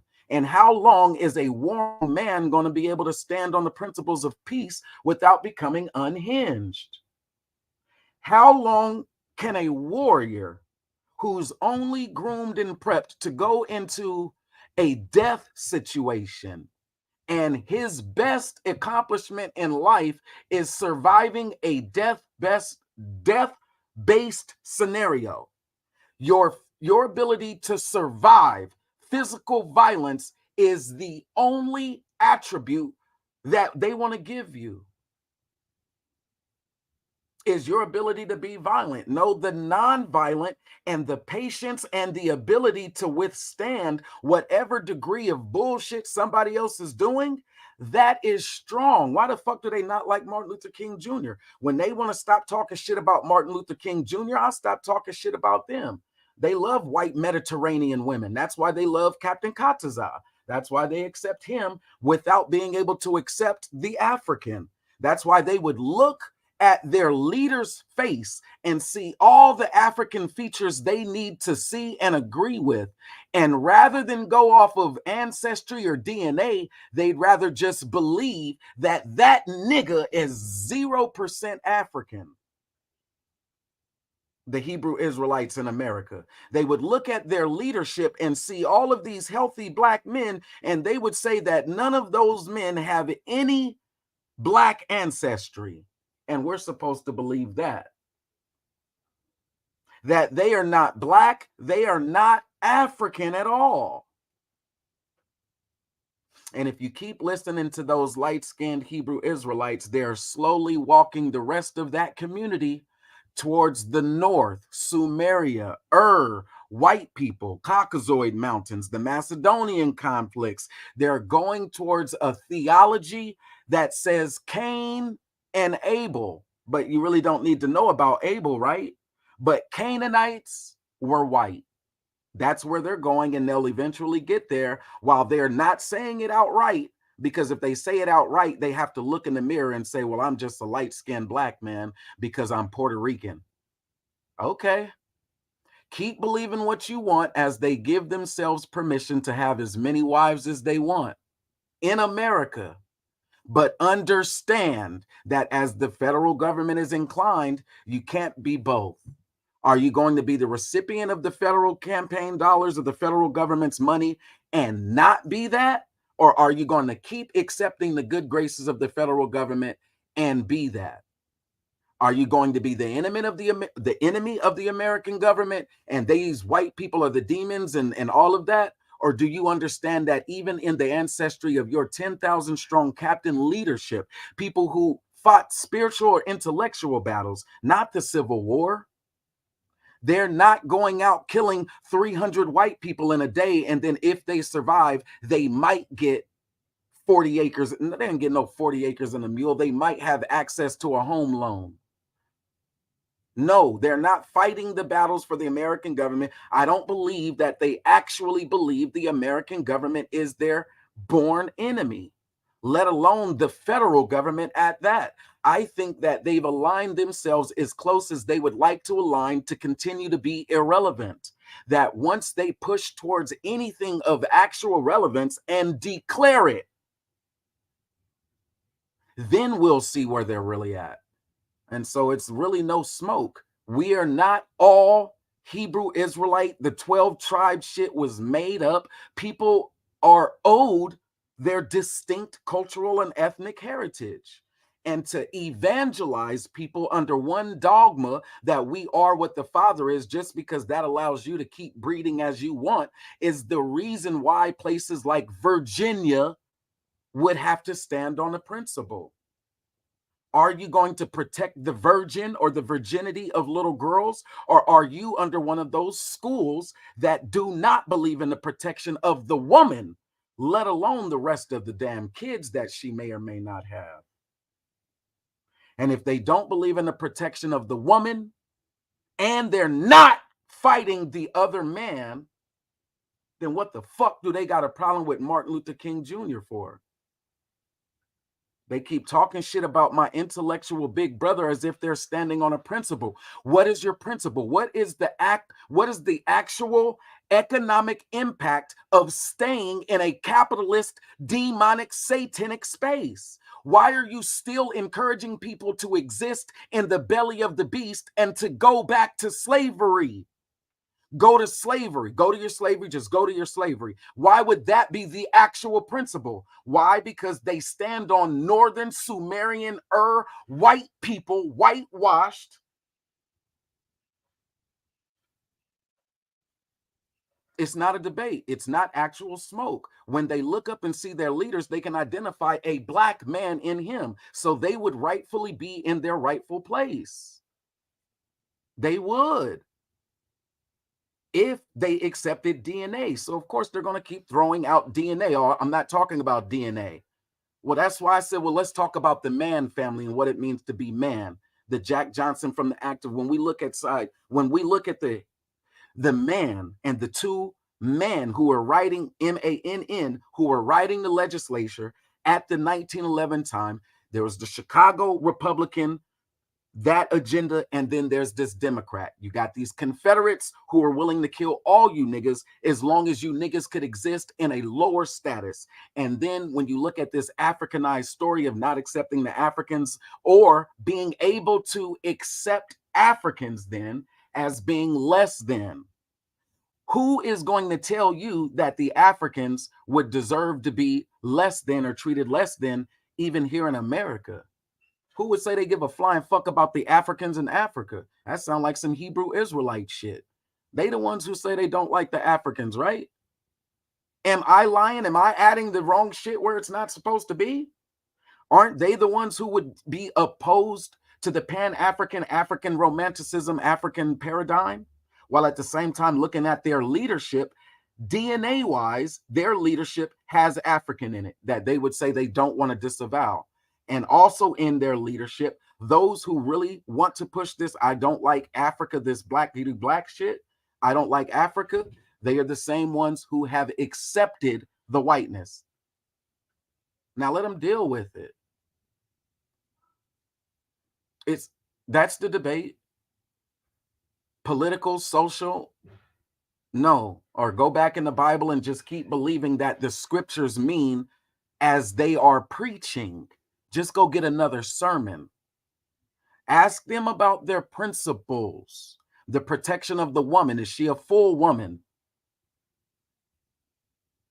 No, she's not a full one. Only a man is a full one, not the woman. And then the protection of children. Those are the things that are American today that they would not like to accept. For some, they think that that's an evangelical position. It's too radical. It's too radical right. But I'm telling you, that's where they most closely align. Disagree with me and debate it. Tell me that they are not benefiting from the federal government with access to be a revolving door for degeneracy by not having to correct the way they actually feel, that the woman is 3/5 of a man, that a man can have multiple women. And they want to be able to use that in America while the law is saying otherwise. Should the law apply in general that they are immoral? That's where the next person is. I'm not there. Actually, when it comes to a lot of what not a lot of what the Hebrew Israelites said, but when I'm dealing with the Hebrew Israelites, people to people wise, I can again tell you that I have never had a negative personal encounter with a Hebrew, a self-escraimed. They wear the uniform the same way the police wear their uniform, the army wear their uniform, the Marines wear their uniform, a uniform wearing choir robe. The men who put on the choir robe, like they put on the uniform. That level of Hebrew Israelite. I haven't had those type of negative instances that would make me want to make them all out to be bad. So not that a lot of what they say I find agreeable. I haven't found that negative that other people can jump to with a step and fetch it. If I could assume that they were bad based off of the negative information that I was pulling, then I would at least have an origin of negativity to attribute to them. I don't. So the only thing that I can actually attribute to them that seems to be controversial is your treatment of women as human beings in this world. Are they a person of one, or are they less than one to you? And what gives you the right to say that a woman is less than? Because you are a man? Is that a chronological argument because Adam came first and he was lonely and needed a partner? Because even in that same story, all the fucking beasts Adam was naming, I'm not so sure that the Bible wasn't talking about bestiality then when he finally created Eve to be his partner. That when you're saying mankind, that Adam wasn't having his sexual way with all of the different animals and shit. I don't trust none of that shit no more listening to these folks. But when he had his Eve, that was his wife. And when they were forced out of the garden in Eden, they left together. So with that understanding, I would be one wife type of mentality myself. Now, they may have read some scriptures that said, I could have as many wives as I want. And that was attractive for them to join the Hebrew Israelite way of life. If it's more than just a accepted way of life, what is it? If you're claiming a nationality or a nation, there are actual real people working to create a nation state for real Hebrew Israelites. You don't have to exist. You don't have to keep going to your slavery that you accept. You don't have to be a 2023 accommodationist, Booker T. Washington.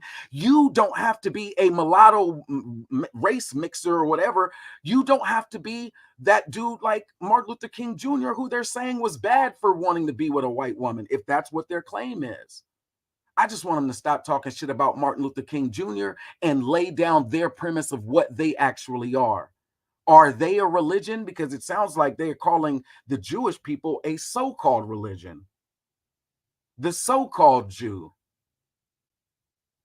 So is that just a blanket statement to all Orthodox Jews, like the Slavic ones, the white one, the very white, the white but tinged, or all the way to the swarthy? Or are they saying even the Coptic Ethiopian claimant Judeos who actually ran from that motherfucker time and time again, even they are not accepted as Jews? They're even the dark black Ethiopian, even him, they're saying he not him either.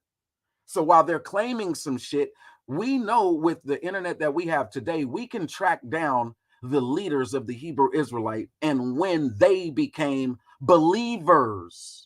But our question is, what are you establishing today?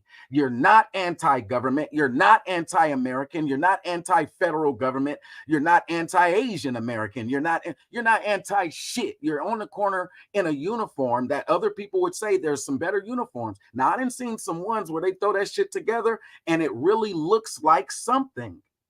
It does look hard. Like, I don't know, like, what kind of shit you got to be on in your mind to put that shit on every day. Like, I'm really gonna put this shit up. Like, that shit look like football equipment. Like, that's his job. He puts on his armor, and they do that shit. I done seen some that you can tell that it was made with love. It was made with their full tailored look in mind. They are not half-assing nothing when it comes to how they present themselves in public. But others, they're still just new join believers evangelizing that we are all the same, blacks, Hispanics, and we're not, and Native American indigenous people. We're not. And just because they say we are, I don't believe it. I don't believe it. There were different boats, different boating companies, different people had different levels of success. We're getting closer at being able to trace people back to where they came from in their origins, even in America and otherwise. But we don't have all the answers. We do know one thing is that we can't say that they are all the same. I'm on a live stream, so if you walk back there, you're gonna be on the live stream. Oh, go ahead. Show Judd. You got it? Yeah. All right, so that was intermarriage, and the next one is talking about the socialism. The last piece that I wanted to include, yeah, I was doing like trying to find not James Robert, man, that was the Republican out of Illinois. But the other brother, he was just a judge. I said it and I said it again. We know that they had a lot of power and influence in their small areas. And so, be that way it may, it almost seemed to infer that he had black women as a part of his consort. And so, when I was being nosy, okay, I was looking to see if the brother was, one of them, one of them Thomas Jeffersons. You know what I'm saying? If the brother was Thomas Jefferson in his time, 60, 70 years, 100 years later, I didn't find anything that would suggest that the brother, the other judge, ascribed to anything like that, like he was sleeping black. But the fact that he was in the Confederate Army and all of that he became the judge down there, that pretty much speaks to the politics of which side of the argument he would have been on. There's no confusion for me that the governor of Virginia is the direct assault when we're talking about what it means to be men in America, or the Mann Act.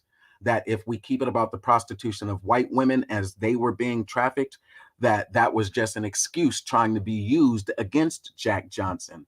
Jack Johnson married his woman. He actually wanted to be he saw her as an equal. The rest of these folks, these are not their wives.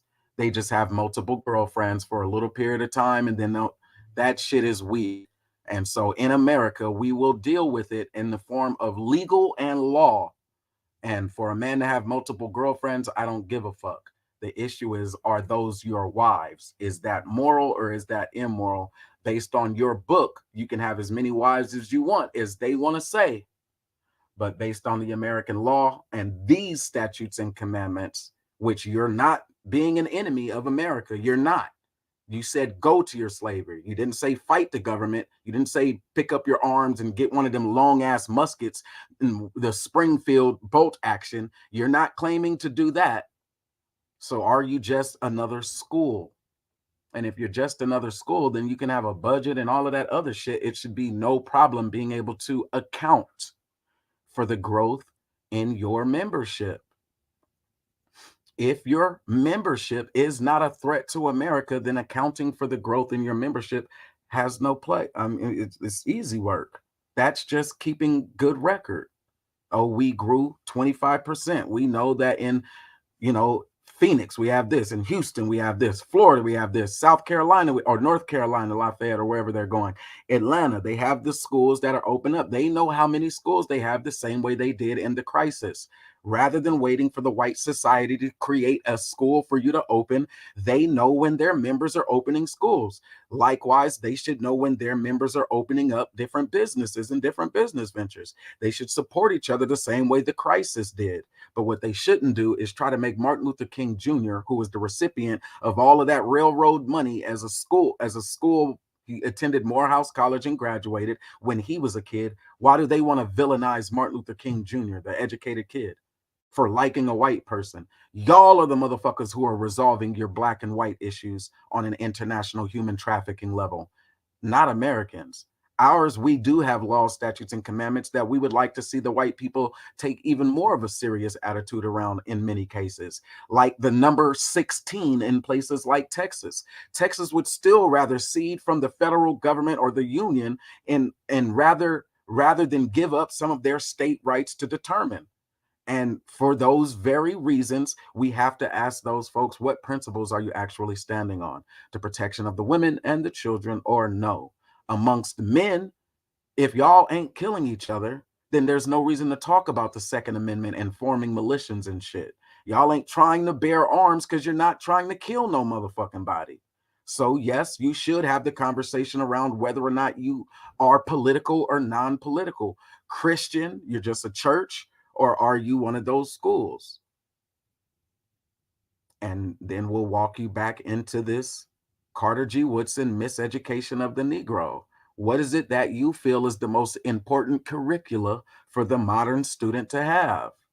Do you think that it is a curriculum of accommodation to white folks, continue at slavery, or a curriculum that says own your own land?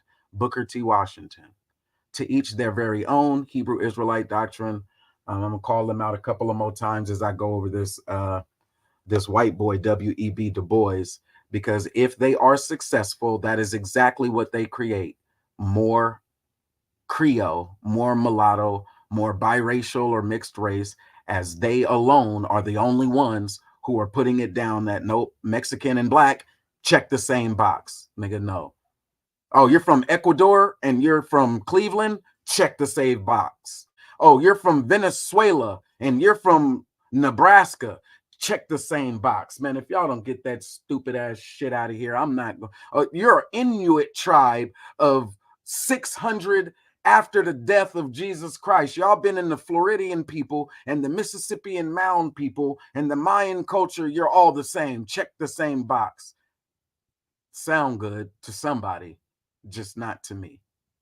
What happens is they don't pass muster on argument 3, which is the moral argument. Moral argument asks you to stand on principles. And to that, we'll see if they stand with the North or if they stand with the white. I mean, if they stand with the South, we'll see where they go with it. All right, B1 Brother Moses. And once again, that's all I got. And I'm out. I guess I did have a little bit more. That wasn't all I had. Had a little bit more, but that's all I got. And so now I'm out. Deuces.